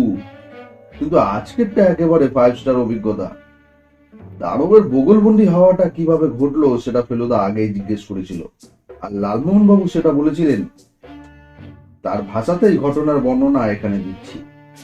আর বলবেন না মশাই, আমি তো খোকাকে গপ্প শোনাতে মশগুল। গুহায় ঢুকছি আর বেরোচ্ছি, পল্লব তল্লব মাথা থেকে হাওয়া হয়ে গেছে। একটা গুহায় ঢুকে দেখলুম সামনেই মহিষাসুর। বেরিয়ে আসবো এমন সময় দেখলুম আরেকটা মূর্তি রয়েছে। এটা বিশাল, বিভৎস। এটা চোখ বোঝা আর মিসকালো রঙের ওপর লাল সাদা ডোরা। মনে মনে ভাবছি এই ব্যতিক্রমের কারণটা কি। কেউ ভাবছি এ কি ঘটোৎকচের মূর্তি নাকি, কারণ মহাভারতের অনেক কিছুই তো এখানে দেখছি। এমন সময় মূর্তিটা চোখ খুললো। ভাবতে পারেন ধ্বংসটা দাঁড়িয়ে দাঁড়িয়ে ঘুমোচ্ছিল। চোখ খুলেই অবশ্য আর এক মুহূর্ত দেরি করলো না। আমি নয়ন দুজনেই বমকে গেছি। সেই অবস্থাতেই আমাদের দুজনকে বগল দাবা করে দে ছুট। ফেলুদা মন্তব্য করেছিল যে বোঝাই যাচ্ছে গাওয়াঙ্গের মনটা খুব সরল। এমনকি এও হতে পারে যে তার বুদ্ধি বলে কিছুই নেই, যা আছে সে শুধু শারীরিক বল। নইলে সুনীল তাকে হিপনোটাইজ করতে পারতো না। তরফদার আর শঙ্করবাবু কোথায় গেছিলেন জিজ্ঞেস করাতে তরফদার বললেন, শঙ্করের হবি হচ্ছে আয়ুর্বেদ। ও শুনেছিল যে মহাবলীপুরমে সর্পগন্ধা গাছ পাওয়া যায়, তাই আমরা দুজনে খুঁজতে গেছিলাম। গাছ পেয়ে ফিরতি পথে দেখি এই কাণ্ড। সর্পগন্ধা তো ব্লাড প্রেসারে কাজ দেয়, তাই না? বলল ফেলুদা। হ্যাঁ, বললেন শঙ্করবাবু। এই সুনীলের প্রেসার মাঝে মাঝে চড়ে যায়, ওর জন্যই ওই গাছ আনা। এরপরে জটায়ু প্রস্তাব করেন যে তিনি সকলকে খাওয়াবেন, মোগলাই খানার কথাও তিনিই বলেন, আর তাতে সকলেই রাজি হয়। এখন এক টুকরো চিকেন টিক্কা কাবাব মুখে পুরে চিবোতে চিবোতে ভদ্রলোক ফেলুদার দিকে মুচকি এসে বললেন, তার প্রয়োজনীয়তা যে ফুরিয়ে গেছে সেটা আজ প্রমাণ হলো। ফেলুদা ঠাট্টাকে খুব একটা আমল না দিয়ে বলল, তার চেয়েও বড় কথা হলো কাওয়াঙ্গি বাতিল হয়ে গেল। ইয়েস, বললেন জটায়ু, এখন বাকি শুধু মিস্টার বসা। আমাদের সঙ্গে আজ মিস্টার রেড্ডিও খাচ্ছেন, অবশ্যই নিরামিষ। পরশু বড়দিনে তার রোহিণী থিয়েটারে তরফদারের শো শুরু। বিজ্ঞাপনের ব্যাপারে রেড্ডি যে কোনো কার্পণ্য করেননি সেটা ফেরার পথে রাস্তার দুপাশে তামিল আর ইংরেজি পোস্টার দেখেই বুঝেছি। প্রত্যেকটাতেই জাদুকরের পোশাক পরে তরফদারের ছবি, আর সেই সঙ্গে জ্যোতিষ্ক দ্য ওয়ান্ডার বয় এর নাম। রেড্ডি জানালেন যে এর মধ্যেই প্রথম দুদিন হাউসফুল হয়ে গেছে। আমি বলছি আজ আর কোথাও বেরোবেন না, বললেন মিস্টার রেড্ডি, আর কালকের দিনটাও রেস্ট করুন। আপনাদের আজকের এক্সপিরিয়েন্স তো শুনলাম, ওই ছেলেকে নিয়ে আর কোনো রিস্ক নেবেন না। ওর কিছু হলে যারা টিকিট কেটেছে তারা সবাই টাকা ফেরত চাইবে, তখন কি দশা হবে ভেবে দেখুন, আমারও আপনারও। থিয়েটারে অবশ্যই আমি পুলিশ রাখছি, কাজে শোয়ের সময় কোনো গন্ডগোল হবে না। কাওয়াঙ্গির ঘটনা পরে তরফদার আর শঙ্করবাবু দুজনেই বুঝেছেন যে নয়নকে সামলানোর ব্যাপারে কোনো গাফিলতি চলবে না। ফেলুদা ওদের কাছে ক্ষমা চেয়ে বলল, মহাবলীপুরম দেখে ওর মাথা ঘুরে গেছিল, না হলে আমি কখনোই মিস্টার গাঙ্গুলির হাতে নয়নকে ছাড়তাম না। কোন শিক্ষা হয়েছে, এবার থেকে আর কোনো গন্ডগোল হবে না। জটায়ুর গপ্প শেষ, তাই নয়ন আজ খাওয়ার পরে তরফদারের সঙ্গে এই ঘরে চলে গেল। এখনো যে চমকের শেষ সীমায় পৌঁছায়নি সেটা ঘরে ফেরার মিনিট পাঁচেকের মধ্যেই, অর্থাৎ 2:30 নাগাদ প্রমাণ হল। ফেলুদা আজ রগরের মুডে ছিল, জটায়ুকে বলছিল, এবার থেকে আপনিই সামাল দিন, আমার দিন তো ফুরিয়ে এলো ইত্যাদি। লালমোহন বাবু ব্যাপারটা রীতিমতো উপভোগ করছিলেন। এমন সময় টেলিফোনটা বেজে উঠল। ফেলুদা মিনিট খানেক ইংরেজিতে কথা বলে ফোনটা রেখে বলল, চিনলাম না, কিছুক্ষণের জন্য আসতে চায়। আসতে বললে? হ্যাঁ, বলল ফেলুদা। হোটেলে এসেছে, নিচ থেকে ফোন করলো। Jatayu please take over. মানে? লালমোহন বাবুর মুখা। আমার প্রয়োজনীয়তা তো ফুরিয়ে গেছে, দেখাই যাক না আপনাকে দিয়ে চলে কিনা। লালমোহন বাবু কিছু বলার আগেই দরজার বেল বেজে উঠল। আমি দরজা খুলতে এক মাঝারি হাইটের বছর 50-এর ভদ্রলোক ঘরে ঢুকলেন। মাথার চুল পাতলা এবং সাদা হয়ে এসেছে, তবে গোঁফটা কালো এবং ঘন। ভদ্রলোক একবার জটায়ু আর একবার ফেলুদার দিকে চেয়ে ইংরেজিতে বললেন, আপনার নামের সঙ্গে আমি পরিচিত মিস্টার মিত্তর, কিন্তু আপনার চেহারার সঙ্গে নয়। Which one of is you? Feluda সরাসরি লালমোহন বাবুর দিকে দেখিয়ে বলল, দিস ইজ মিস্টার মিত্তর। ভদ্রলোক হাত বাড়িয়ে দিলেন লালমোহন বাবুর দিকে। জটায়ু দেখলাম নিজেকে সামনে নিয়েছেন আর বেশ ডাটের সঙ্গে হ্যান্ডশেক করলেন। মনে পড়ল ফেলুদাই একবার জটায়ুকে বলেছিল হ্যান্ডশেকটা পুরোপুরি সাহেবি ব্যাপার, তাই ওটা করতে হলে সাহেবি মেজাজেই করবেন, মিনমিনে বাঙালি মেজাজে নয়। মনে রাখবেন, গরু খোরের গ্রিপ আর মাছ খোরের গ্রিপ এক জিনিস নয়। মনে হয় সেটা মনে রেখেই জটায়ু বেশ শক্ত করে আগন্তুকের হাত ধরে দুবার সারা শরীর দুলিয়ে ঝাঁকুনি দিয়ে হাতটা টেনে নিয়ে বললেন, সিট ডাউন মিস্টার। ভদ্রলোক একটা সোফায় বসে বললেন, আমার নাম বললে আপনারা চিনবেন না, আমি এসেছি মিস্টার টেবারির কাছ থেকে। ওর সঙ্গে আমার বহুদিনের আলাপ। এছাড়া আমার আরেকটা পরিচয় আছে, আমিও আপনারই মতো একজন প্রাইভেট ডিটেকটিভ। আমার কোম্পানির নাম ছিল ডিটেকনিক। 27 বছর আগে কলকাতায় এই কোম্পানি স্টার্ট করি। 1968-এ, আজ থেকে 22 বছর আগে আমি বোম্বে চলে যাই আমার কোম্পানি নিয়ে। তাই আপনার নাম শুনলেও আপনার চেহারার সঙ্গে আমার পরিচয় হয়নি। আই এম সারপ্রাইজ, কারণ আপনার চেহারা দেখে গোয়েন্দা বলে মনেই হয় না। কিছু মনে করবেন না mister Mitter, but you look very ordinary. বরং একে আগন্তুক ফেলুদার দিকে দৃষ্টি ঘোরালেন। জটায়ু গলাটা রীতিমতো চড়িয়ে বললেন, he is my friend mister Lalmohan Ganguly, powerfully outstanding writer. I see, আপনি কোথাকার লোক? ভদ্রলোক যা বললেন তাতে ছাগলের গলায় খাড়া কোপের মতো শব্দ হলো। কচ, কচ্ছ? ইয়েস। যাই হোক, যে কারণে আসা। ভদ্রলোক কোটের পকেট থেকে একটা পোস্টকার্ড সাইজের ফটো বার করে জটায়ুর দিকে এগিয়ে দিলেন। আমি খুব কাছে যে ছিলাম তা নয়, কিন্তু তাও বুঝতে পারলাম সেটা হিঙ্গুয়ানির ছবি। এই লোকের হয়ে আপনি কাজ করছেন প্রফেশনালি, তাই না? ফেলুদা নির্বিকার। জটায়ুর চোখ এক মুহূর্তের জন্য কপালে উঠে নেমে এলো। আমাদের ধারণা ফেলুদা যে হিঙ্গুয়ানির হয়ে কাজ করছে সেটা বাইরের কেউ জানে না। ইনি জানলেন কি করে? তাই যদি হয়, বললেন আগন্তুক, তাহলে আমি আপনার প্রতিদ্বন্দ্বী। কারণ আমি তেওয়ারির দিকটা দেখছি। ওর ব্যাপারটা আমি কাগজে পড়ে ওর সঙ্গে যোগাযোগ করি। 22 বছর পরে আমার হদিশ পেয়ে সে আনন্দে লাফিয়ে ওঠে। কলকাতায় থাকতে আমি ওকে অনেক ব্যাপারে হেল্প করি, সেটাও ভোলেনি। বলল, I need your helps again. আমি রাজি হই, আর তখনই কাজে লেগে যায়। প্রথমেই হিঙ্গুয়ানির বাড়িতে ফোন করে জানতে পারি ও কলকাতায় নেই। ওর এক ভাইপো ফোন ধরেছিল, বলল আঙ্কেল কোথায় যাচ্ছেন তা বলে যাননি। আমি এয়ারলাইন্সে খোঁজ করে মাদ্রাসের প্যাসেঞ্জার লিস্টে ওর নাম পাই। বুঝতে পারি তেওয়ারির শাসানির ফলে সে ভয়ে চম্পট দিয়েছে। এরপর আমি ওর বাড়িতে যাই। ওর বেয়ারার কাছ থেকে জানতে পারি যে কদিন আগে 3 বাঙালি হিঙ্গুয়ানির সঙ্গে দেখা করতে আছেন। তাদের একজনের নাম মিত্তর। আমার সন্দেহ হয়। আমি ডিরেক্টরি থেকে আপনার নম্বর বার করে ফোন করি। একজন সার্ভেন্ট ফোন ধরে বলল যে আপনি মাদ্রাজ গেছে। আমি দুইয়ে দুইয়ে 4 হিসাব করে মাদ্রাজ যাওয়া স্থির করি। কাল এখানে এসেই ফোনে সব হোটেলে খোঁজ নিয়ে জানতে পারি হিঙ্গুয়ানি করমণ্ডলে আছেন। আমি জিজ্ঞেস করি, মিত্তর বলে আছেন কেউ? উত্তর পাই, হ্যাঁ আছেন, পি মিত্তর।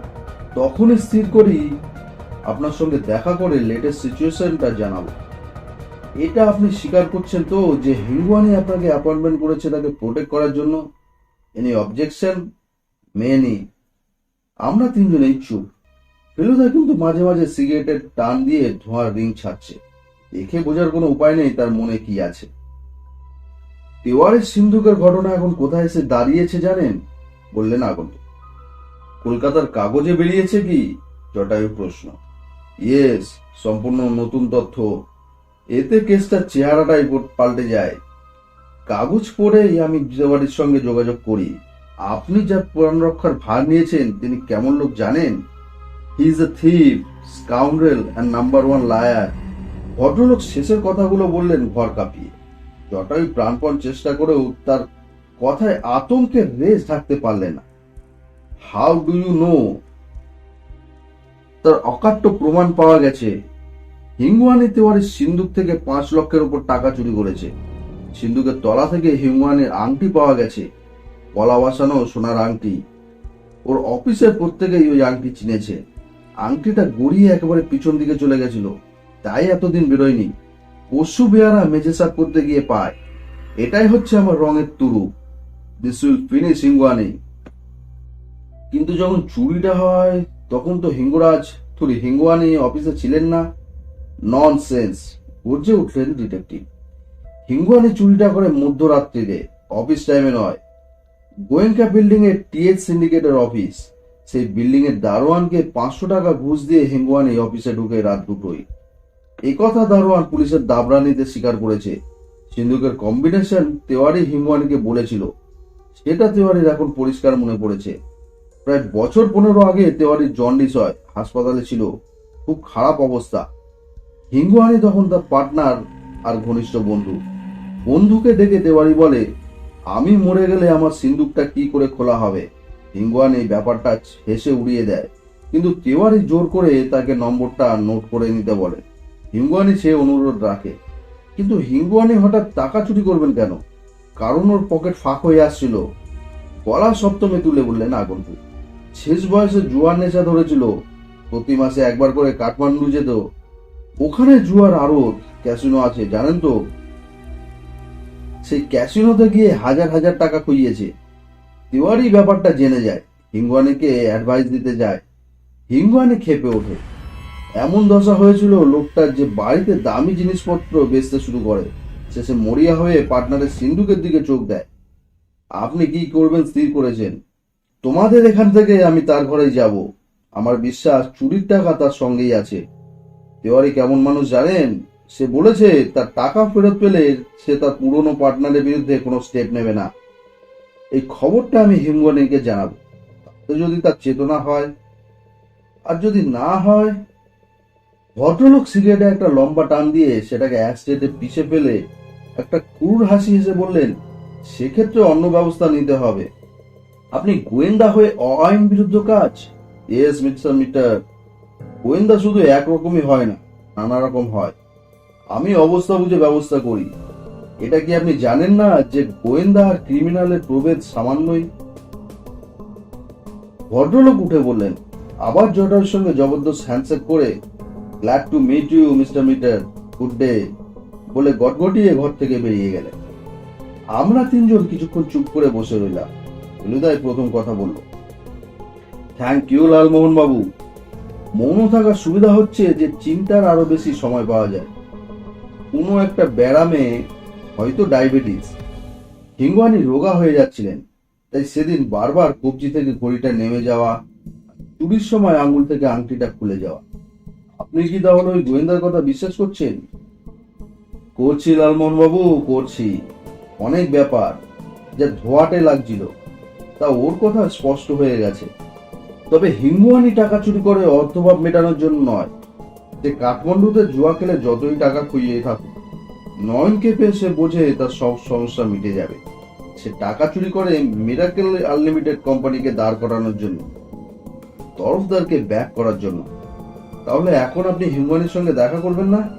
তার তো কোনো প্রয়োজন নেই। যিনি দেখা করবেন তিনি হলেন ডি টেকনিকের ওই গোয়েন্দা।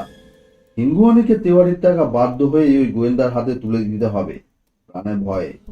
কাজী তরফদারের পৃষ্ঠপোষক হিসেবে তার আর কোনো ভবিষ্যৎ নেই। তাহলে এখন এখানেই দাঁড়িয়ে দিন লালমোহন বাবু। এরপরে যে কি তা আমি নিজেই জানি না। জটায়ু আর আমার পেছনে যেহেতু কেউ লাগেনি, বিকেলে আমরা দুজনে সমুদ্রের ধারে গেলাম খাওয়া খেতে। হিঙ্গুয়ানের কপালে কি আছে জানি না, তবে এটা মনে হচ্ছে যে নয়নের আর কোনো বিপদ নেই। যদি তেওয়ারির টাকা ফেরত দিয়েও হিঙ্গুয়ানির কাছে বেশ কিছু টাকা অবশিষ্ট থাকে, তাহলে তরফদারের শো হতে কোনো বাধা নেই। আর প্রথম শো থেকেই তো টিকিট বিক্রির টাকার অংশ আসতে শুরু করবে। মনে হয় হিঙ্গুয়ানির এখনো বেশ কিছুদিন চলে যাবে। জটায়ুকে বলতে তিনি চোখ রাঙিয়ে বললেন, তোপসে, আই অ্যাম শক। লোকটা একটা ক্রিমিনাল, পরের সিন্ধুক থেকে লাখ লাখ টাকা হাতিয়েছে, আর সে লোক নয়নকে ভাঙিয়ে খাবে, এটা ভেবে তুমি খুশি হচ্ছ? খুশি নয় লালমোহন বাবু। হিঙ্গুয়ানির বিরুদ্ধে যা প্রমাণ পাওয়া গেছে তাতে তো তাকে এক মুহূর্তেই জেলে পড়া যায়। কিন্তু তার পার্টনার যদি তার পুরনো বন্ধুত্বের খাতিরে তার উপর দয়া দেখিয়ে তাকে রেহাই দেন, তাতে আমার আপনার কি বলার আছে? লোকটা জুয়ারি, সেটা ভুলো না। আমার অন্তত কোনো সিম্প্যাথি নেই হিঙ্গুয়ানির উপর। চেষ্টা পাচ্ছিল দুজনেই। লালমোহন বাবু কোল্ড কফি খাওয়ার ইচ্ছা প্রকাশ করলেন। এখানকার কফিটা একটা প্লাস পয়েন্ট, সেটা স্বীকার করতেই হবে। সমুদ্রের কাছে একটা ক্যাফে আবিষ্কার করে আমরা একটা টেবিল দখল করে পেয়ারাকে কোল্ড কফি অর্ডার দিলাম। ক্যাফেতে অনেক লোক, বুঝলাম এদের ব্যবসা ভালোই চলে। মিনিট খানেকের মধ্যেই ঠকঠক করে দুটো গ্লাস এসে পড়লো আমাদের টেবিলের। আমরা দুজনেই ঘাড় নিচু করে প্লাস্টিকের স্ট্রয়ের ডগায় ঠোঁটের মধ্যে পুড়ে দিলাম। হ্যাভ ইউ টোল্ড ইউর টিকটিকি ফ্রেন্ড? লালমোহন বাবু একটা বিশ্রী শব্দ করে বিষম খেলেন। মাথা তুলে দেখি টেবিলে উল্টো দিকে চকরা বকরা হাওয়াইয়ান শার্ট পরে দণ্ডায়মান মিস্টার নন্দলাল বসা। লালমোহন বাবু সামলে নিতে ভদ্রলোক বললেন, শুধু এইটা বলে দেবেন মিত্তিরকে আর তরফদারকে যে নন্দ বসাক পায়ের তলায় ঘাস গজাতে দেয় না। 25শে ডিসেম্বর যদি শো হয়, তাহলে সেই শো থেকে শেষের আইটেমটি বাদ যাবে, এই গ্যারান্টি আমি দিতে পারি। আমাদের পাশে এই ক্যাফের দরজা। ভদ্রলোক কথাটা বলেই সে দরজা দিয়ে বেরিয়ে গেলেন। বাইরে অন্ধকার, তাই তিনি যে কোন দিকে গেলেন সেটা বুঝতে পারলাম না। টেস্টটা মেটেনি, তাই কফিটা শেষ করে দাম চুকিয়ে আমরা আর 10 মিনিটের মধ্যেই বাইরে বেরিয়ে একটা ট্যাক্সি ধরে হোটেল মুখে রওনা হলো। হোটেলে পৌঁছাতে লাগলো আধা ঘন্টা। ভেতরে ঢুকে দেখি লবি লোকে লোকারণ্য। শুধু লোক নয়, তার সঙ্গে অনেকখানি জায়গা জুড়ে দাঁড় করানো অজস্র লাগে। বোঝাই যাচ্ছে একটা বিদেশি টুরিস্ট দল সবেমাত্র এসে পৌঁছেছে। ফেলুদাকে বসাকের খবরটা এক্ষুনি দিতে হবে, তাই আমরা প্রায় দৌড়ে গিয়ে লিফটে ঢুকে 4 নম্বর বোতাম টিপে দিলাম। 433-এর সামনে গিয়েই বুঝলাম ঘরে ফেলুদা ছাড়াও অন্য কেউ লোক আছে, আর বেশ গলা উঁচিয়ে কথাবার্তা হচ্ছে। বেল টেপার 15 সেকেন্ড পরে দরজা খুললো ফেলুদা, আর আমাকে সামনে পেয়ে এক রামধমক। দরকারের সময় না পাওয়া গেলে তোরা আছিস কি করতে? কাঁচু মাচু ভাবে ঘরে ঢুকে দেখি মাথায় হাত দিয়ে কাউচে বসে আছেন সুনীল দরকার। ব্যাপারটা কি মশাই? ভয়ে ভয়ে শুধলেন জটায়ু। সেটা ঐন্দ্রজালিককে জিজ্ঞেস করুন, শুকনো গম্ভীর গলায় বলল ফেলুদা। কি মশাই? আমি বলছি, বলল ফেলুদা। ওর মুখ দিয়ে কথা বেরোবে না। হচ করে লাইটার দিয়ে ঠোঁটে ধরা 4 মিনিট জ্বালিয়ে একরাশ ধোয়া ছেড়ে বলল ফেলুদা, নয়ন হাওয়া কিডন্যাপ, ভাবতে পারিস? এর পরও ফেলু মিত্রের মান ইজ্জত থাকবে? পয় পয় করে বলে দিয়েছিলাম ঘর থেকে যেন না বেরোই, নয়ন যেন ঘর থেকে না বেরোই। আর এই ভর সন্ধ্যাবেলায় গিজগিজ করছে লবি, তার মধ্যে শঙ্করবাবু নয়নকে নিয়ে গেছেন বুক স্টপে। তারপর আমার বুকে ধুকপুকুনি আমি কানে শুনতে পাচ্ছি। বাকিটা বলো চমকদার মশাই, বাকিটা বলো, নাকি এই কাজটাও আমার উপর ছাড়তে হবে? ফেলুদাকে এত রাখতে আমি আগে কখনো দেখিনি। তরলতার হেড মাথা অনেকটা তুলে চাপা গলায় বললেন, নয়ন একা ঘরে বসে অস্থির হয়ে পড়ে বলে শঙ্কর ওর জন্য বই কিনতে গেছিল। বই পেয়েও ছিল। দোকানের মেয়েটি দুটো বই প্যাক করে ক্যাশ মোমো করে দিচ্ছিল। শঙ্কর তাই দেখছিল। হঠাৎ মেয়েটি বলে, that boy, where that boy? Shankar পিছনে ফেলে দেখে নয়ন নেই। ও তৎক্ষণাৎ দোকান থেকে বেরিয়ে লবিতে খোঁজে, নয়নের নাম ধরে ডাকে, একে ওকে জিজ্ঞেস করে, কিন্তু কোনো ফল হয় না। লবিতে এত ভিড়, তার মধ্যে একজন 9 বছরের ছেলেকে সঙ্গে নিয়ে। এটা কখনকার ঘটনা? সেখানেই বলিহারি, চেঁচিয়ে উঠল ফেলুদা। 1.5 ঘন্টা আগে ব্যাপারটা ঘটেছে, আর সুনীল এই সবে 10 মিনিট হলো এসে আমাকে রিপোর্ট করছে। বসাক, বললেন Jatayu, no doubt about it. আপনি দেখি ভয়ঙ্কর আত্মপ্রত্যয়ের সঙ্গে বলছেন কথাটা। আমি ক্যাফের ঘটনাটা ফেলুদাকে বললাম। ফেলুদা গম্ভীর, আই সি। আমি এটাই আশঙ্কা করেছিলাম। অর্থাৎ কুকীর্তিটা করার কিছুক্ষণের মধ্যেই তোদের সঙ্গে দেখা হয়। শঙ্করবাবু কোথায়? জটায়ু জিজ্ঞেস করলেন। তরফদার মাথা না তুলে বলল, থানায়। শুধু পুলিশে খবর দিলে তো চলবে না, বলল ফেলুদা। তোমার পৃষ্ঠপোষক আছে, তোমার থিয়েটার মালিক আছে, তিনি কি নয়ন ছাড়া শো করতে রাজি হবেন? I have great doubt. তাহলে হিঙ্গুয়ানিকে? জটায়ু একবার ফেলুদা আর একবার তরফদার দিকে চাইলেন।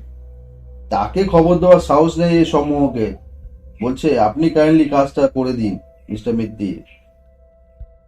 আমি গেলে সে লোক আমাকে টুটি টিপে মেরে ফেলবে। শুনুন, লালমোহন বাবু হঠাৎ যেন ঘুম থেকে উঠলেন। আপনারও যেতে হবে না, সুনীল বাবুরও যেতে হবে না, আমরা যাচ্ছি। কি তোপসে, রাজি তো? ফেলুদা ঠোঁটের পাকে সিগারেট আর কপালে ভ্রুকুটি নিয়ে সোফায় বসে পড়ে বলল, যেতে হলে এখনই যান। তোপসে, তুই ইংরেজিতে হেল্প করিস। হিঙ্গুয়ানের ঘরের নম্বর 280। আমরা সিঁড়ি দিয়েই নেমে গিয়ে তার ঘরের বেল টিপলাম। দরজা খুলল না। সময় সময় এই বেলগুলো ওয়ার্ক করে না, বললেন জটায়ু। এবার বেশ জোরে চাপ দিও তো। আমি বললাম, ভদ্রলোকের তো বেরোবার কথা না, ঘুমোচ্ছেন নাকি? 3 বার টিপতেও যখন ফল হলো না, তখন আমাদের বাধ্য হয়ে লবিতে গিয়ে হাউস টেলিফোনে 288 ডায়াল করতে হলো। ফোন বেজেই চলল, নো রিপ্লাই। ইতিমধ্যেই লালমোহন বাবু রিসেপশনে গিয়েছিলেন জিজ্ঞেস করতে। তারা বলল, মিস্টার হিঙ্গুয়ানি নিশ্চয়ই ঘরে আছেন, কারণ তার চাবি এখানে নেই। এবার জটায়ুর মুখ দিয়ে তেড়ে ইংরেজি বেরোল, আশা টেলিগ্রামে, বাট ইম্পর্টেন্ট সি হিঙ্গুয়ানি, very important, no duplicate key, no duplicate key. কাজটা খুব খুশি মনেই করে দিল রিসেপশনের লোকরা। চাবি হাতে বয়কে সঙ্গে নিয়ে আমরা লিফটের দোতলায় উঠে আবার হিঙ্গুয়ানি ঘরের সামনে গিয়ে দাঁড়ালাম। ইয়ের লক চাবি ঘোরাতেই খরাত করে খুলে গেল। বয় দরজা ঠেলে দিল। আমি বললাম, থ্যাংক ইউ।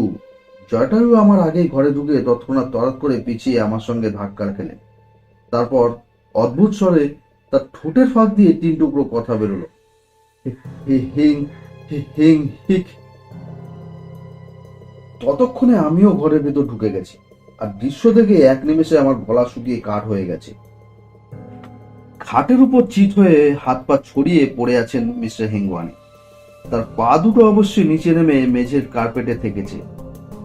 তার গায়ে যে লাল নীল সাদা আলোর খেলা চলছে, সেটার কারণ হচ্ছে বাইরের টেবিলের উপর রাখা টিভি, যাতে হিন্দি ছবি চলছে, যদিও কোনো শব্দ নেই।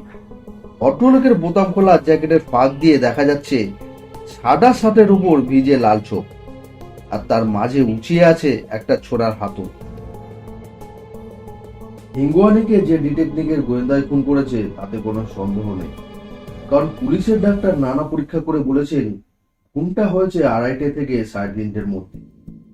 গোয়েন্দা ভদ্রলোক আমাদের ঘর থেকে বেরিয়েছিলেন 2:45 নাগাদ, আর তিনি নিজেই বলেছিলেন সোজা যাবে হিঙ্গুয়ানির ঘরে।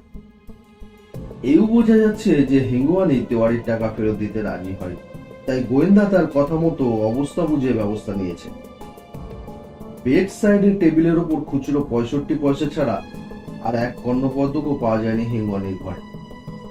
একটা সুটকেস ছাড়া কোনো মাল ঘরে ছিল না, আর নিশ্চয়ই একটা ব্রিফকেস জাতীয় ব্যাগে ছিল, তার কোনো চিহ্ন আর নেই। ফেলুদা পুলিশকে জানিয়েছে যে আততায়ী যদি টাকা নিয়ে থাকে তাহলে সে টাকা সে কলকাতায় গিয়ে টিএইচ সিন্ডিকেটের মিস্টার দেবকিনেন তেওয়ারির হাতে তুলে দেবেন। এই খবরটা কলকাতা পুলিশকে জানানো দরকার। ফেলুদাকে হত্যাকারীর চেহারা বর্ণনা দিয়ে বলতে হলো যে লোকটার নাম তার জানা নেই, শুধু এটুকু বলতে পারি যে সম্ভবত কচ্ছ প্রদেশের লোক। মিস্টার রেড্ডি খবর পেয়ে চলে এসেছিলেন, আর এখন আমাদের ঘরেই বসেছিলেন। আমি ভাবছিলাম তিনি ব্যাপারটা জেনে মূর্ছা যাবে, তার বদলে দেখলাম নয়ন ছাড়াও কিভাবে শোটাকে জমানো যায় তিনি সেই কথা ভাবছেন। বোঝাই যায় ভদ্রলোকের তরফদারের উপর একটা মায়া পড়ে গেছে। বললেন, সব বন্ধ না করে যদি আপনার হিপনোটিজমের আইটেমটা ডবল করে দেওয়া যায়, আমি মাদ্রাসের লিডিং ফিল্ম স্টার, ডান্সার, সিঙ্গার্সকে ডাকবো ওপেনিং নাইটে। আপনি তাদের এক এক করে স্টেজে ডেকে বুদ্ধ বানিয়ে দিন। কেমন আইডিয়া? তরফদার মাথা নেড়ে দীর্ঘশ্বাস ফেলে বলল, শুধু আপনার এখানে খেলা দেখিয়ে তো আমার চলবে না। আমি জানি নয়নের খবর ছড়িয়ে গেছে। সব ম্যানেজার তো আপনার মতো নয় মিস্টার রেড্ডি, তাদের বেশিরভাগই করা ব্যবসাদার। নয়ন ছাড়া তারা আমাকে বুকিংই দেবে না। একসঙ্গে দুটো ঘটনা আমাকে শেষ করে দিয়েছে। ফেলুদা তরফদারকে জিজ্ঞেস করলো, হিঙ্গুয়ানি কি তোমাকে অলরেডি কিছু পেমেন্ট করেছেন? কলকাতায় থাকতে কিছু দিয়েছিলেন, তাই আমাদের যাতায়াতের খরচ হয়ে যায়। একটা বড় কিস্তি আগামীকাল দেওয়ার কথা ছিল। তিনি দিনক্ষণ থেকে এসব কাজ করতেন। আগামীকাল নাকি ভালো দিন ছিল। মিস্টার রেড্ডি কাহিল বললেন, তোমার অবস্থা আমি বুঝতে পারছি। এই মন নিয়ে তোমার পক্ষে শো করা অসম্ভব। আমি শুধু না মিস্টার রেড্ডি, আমার ম্যানেজার শঙ্কর এমন ভেঙে পড়েছে যে সে শয্যা নিয়েছে। তাকে ছাড়াও আমার চলে না। পুলিশ আধা ঘন্টা হলো চলে গেছে, তারা খুনের তদন্তই করবে। মাদ্রাসের বিভিন্ন হোটেল, লজ, ধর্মশালায় খোঁজ নেবে। আমাদের বর্ণনার সঙ্গে মেলে এমন চেহারার কোনো লোক গত দুদিনের মধ্যে সেখানে এসে উঠেছে কিনা। হিঙ্গুয়ানির ভাইপো মোহনকে টেলিফোন করা হয়েছে। সে আগামীকাল এসে লাশ শনাক্ত করে সৎকারের ব্যবস্থা করবে। মৃতদেহ এখন মর্গে রয়েছে। পুলিশ এও জানিয়েছে যে ছোড়ার হাতলে কোনো আঙুলের ছাপ পাওয়া যায়। নয়নের ব্যাপারে ফেলুদা বলল যে সে নিজেই তদন্ত করবে, তাতে তরফদার সায় দিয়েছেন। রেড্ডি এবার চেয়ার থেকে উঠে ফেলুদাকে বললেন, আমি কিন্তু আপনার উপরেই ভরসা করে আছি মিস্টার মিত্তি। দুদিন যদি শো পোস্টপোন করতে হয় তা আমি করব। এই দুদিনের মধ্যে আপনি জ্যোতিষ্ককে খুঁজে বার করে দিন প্লিজ। রেড্ডি যাওয়ার মিনিট খানেকের মধ্যেই তরফদার উঠে পড়ে বললেন, দুদিন দেখি, তার মধ্যে যদি নয়নকে না পাওয়া যায় তাহলে কলকাতায় ফিরে যাব। আপনি কি আরো কিছুদিন থাকবেন? অনির্দিষ্টকাল থাকা অবশ্যই সম্ভব নয়, বলল ফেলুদা, তবে এভাবে চোখে ধুলো দেওয়াটাকে মেনে নেওয়া মুশকিল। দেখি। তরফদার বেরিয়ে যাওয়ার পর ফেলুদা হাতে সিগারেটটায় শেষ টান দিয়ে তার খুব চেনা গলায় একটা চেনা কথা মৃদুস্বরে 3বার বলল, খটকা খটকা খটকা। এটা আবার কিসের খটকা? জটায়ু জিজ্ঞেস করলেন। হিঙ্গুয়ানিকে বলা ছিল যে অচেনা লোক হলে সে যেন দরজা না খোলে। তাহলে ডিটেকটিভ ঢুকলো কি করে? তাকে কি হিঙ্গুয়ানি আগে থেকে চিনতেন? কিছুই আশ্চর্য নয়, বললেন জটায়ু। হিঙ্গুয়ানি কত রকম ব্যাপারে আমাদের ধাপ্পা দিয়েছিল ভেবে দেখুন। আমি ফেলুদাকে একটা কথা না বলে পারলাম না। তুমি কি শুধু হিঙ্গুয়ানির মার্ডারের কথাই ভাবছো ফেলুদা? আমার কিন্তু বারবার মনে হচ্ছে যে একটা বাজে লোক যদি খুন হয়েও থাকে তাতে যতটা ভাবনা হয় তার চেয়ে নয়নের মতো ছেলে চুরি যাওয়াটা অনেক বেশি ভাবনা। তুমি হিঙ্গুয়ানি ভুলে গিয়ে এখন শুধু নয়নের কথা ভাবো। দুটোই ভাবছি রে তোপসে, কিন্তু কেন জানি মনের মধ্যে দুটো জট পাকিয়ে যাচ্ছে। এ আবার কি হেয়ালি মশাই? লালমোহন বাবু বেশ বিরক্ত ভাবে বললেন, দুটো তো সেপারেট ঘটনা, জট পাকাতে দিচ্ছেন কেন?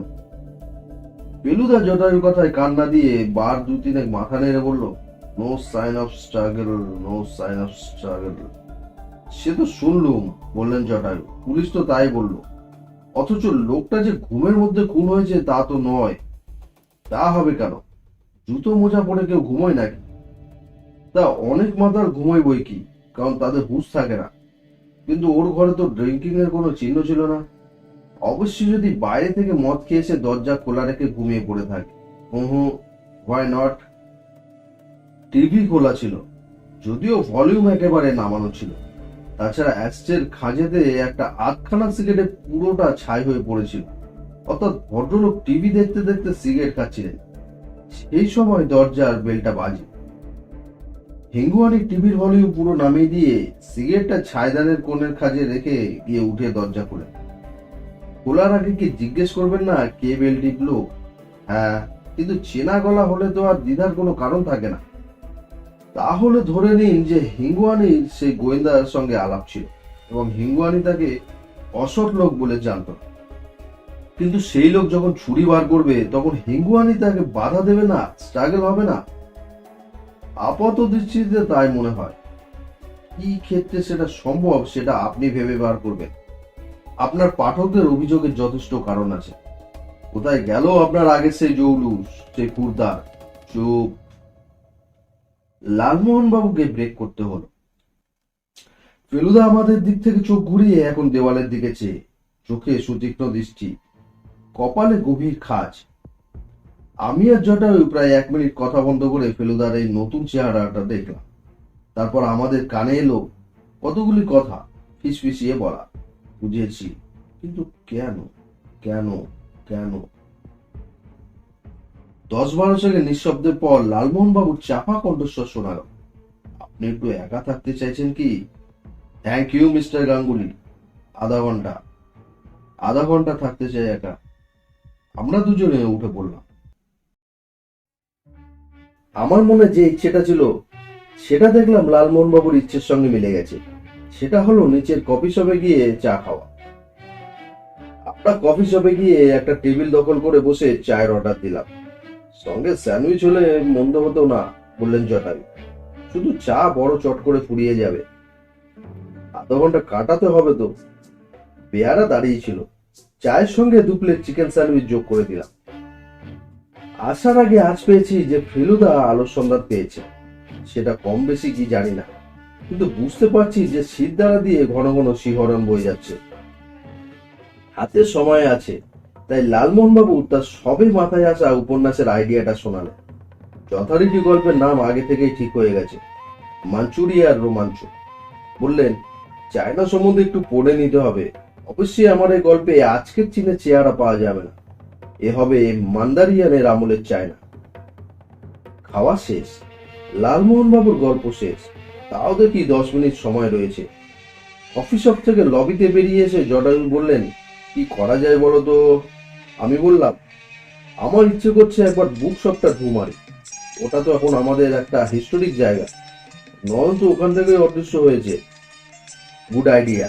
আর বলা যায় না, হয়তো গিয়ে দেখবো আমার বই ডিসপ্লে করা হয়েছে।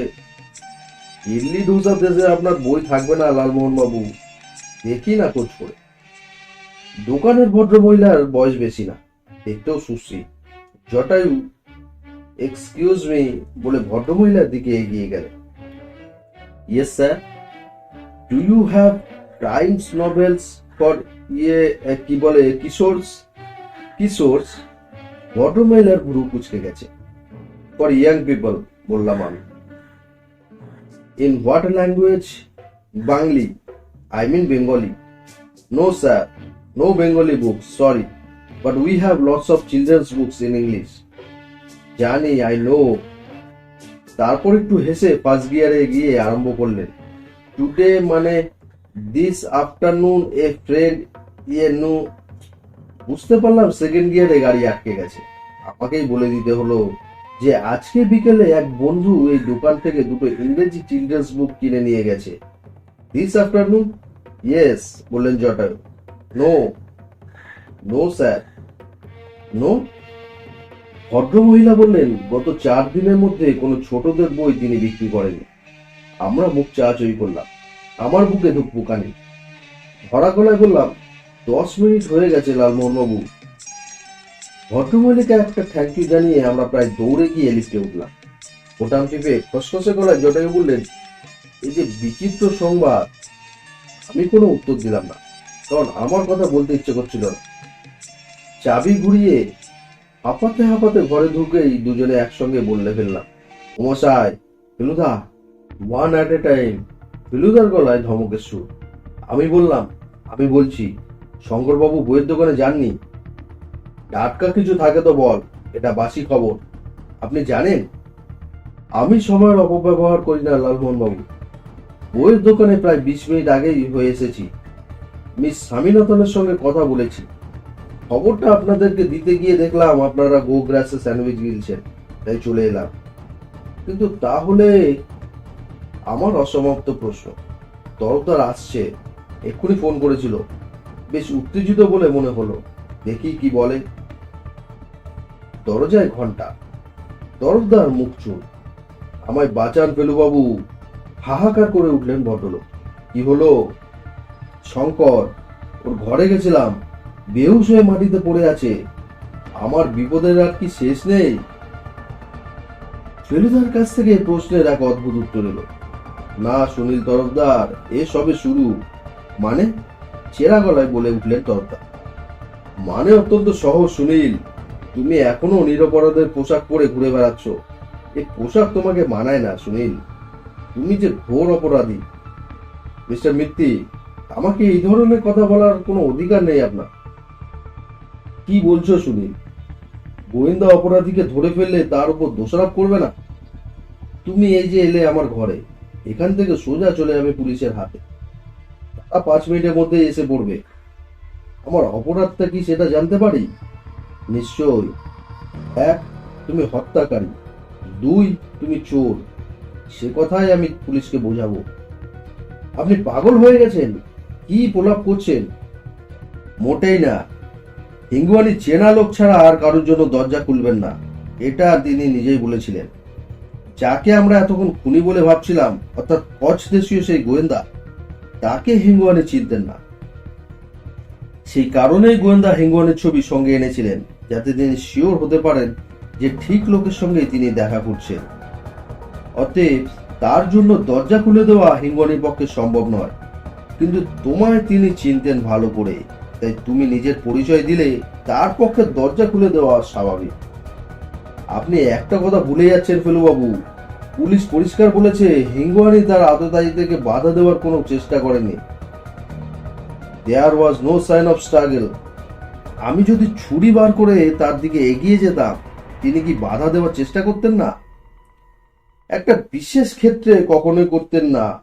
কি সেই বিশেষ ক্ষেত্র? সেটা তোমার ক্ষেত্র তরফদার। সম্মোহন। হিঙ্গুয়ানিকে হিপনোটাইজ করে খুন করলে তিনি বাধা দেবেন কি করে? আপনার পাগলামো এখনো যায়নি ফেলুবাবু।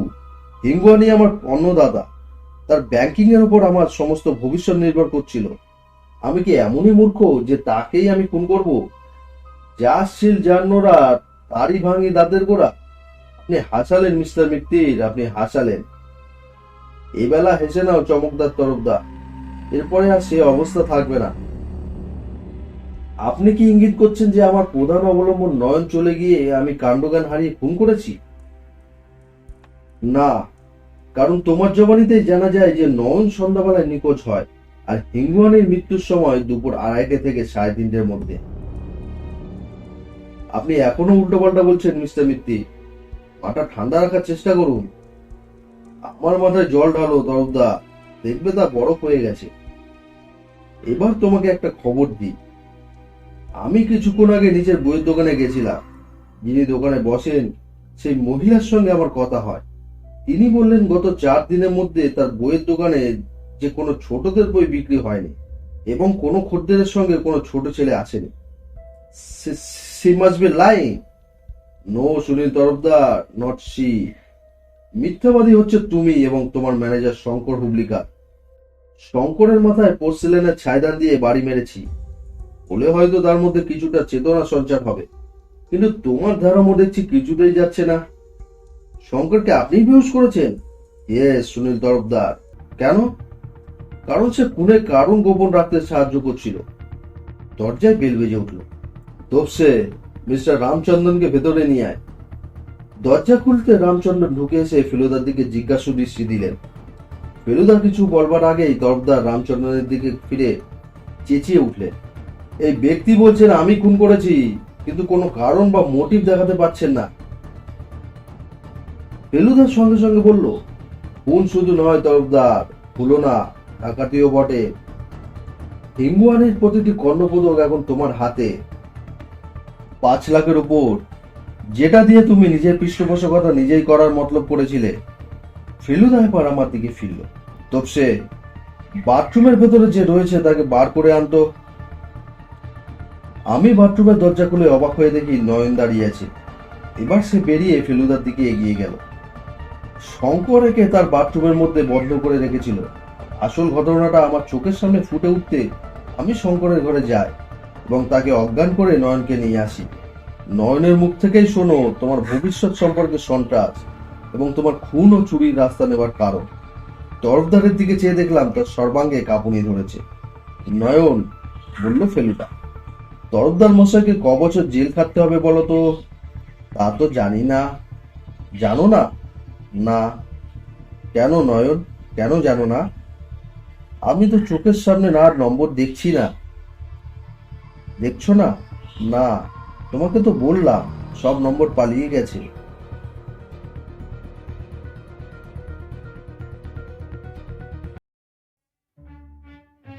তো বন্ধুরা, কেমন লাগলো আজকের গল্প? ভালো লাগলে লাইক করে দিও আর বন্ধুদের সাথে শেয়ার করে দিও। পাঁচফোড়নের নতুন শ্রোতা হলে সাবস্ক্রাইব করে নিও।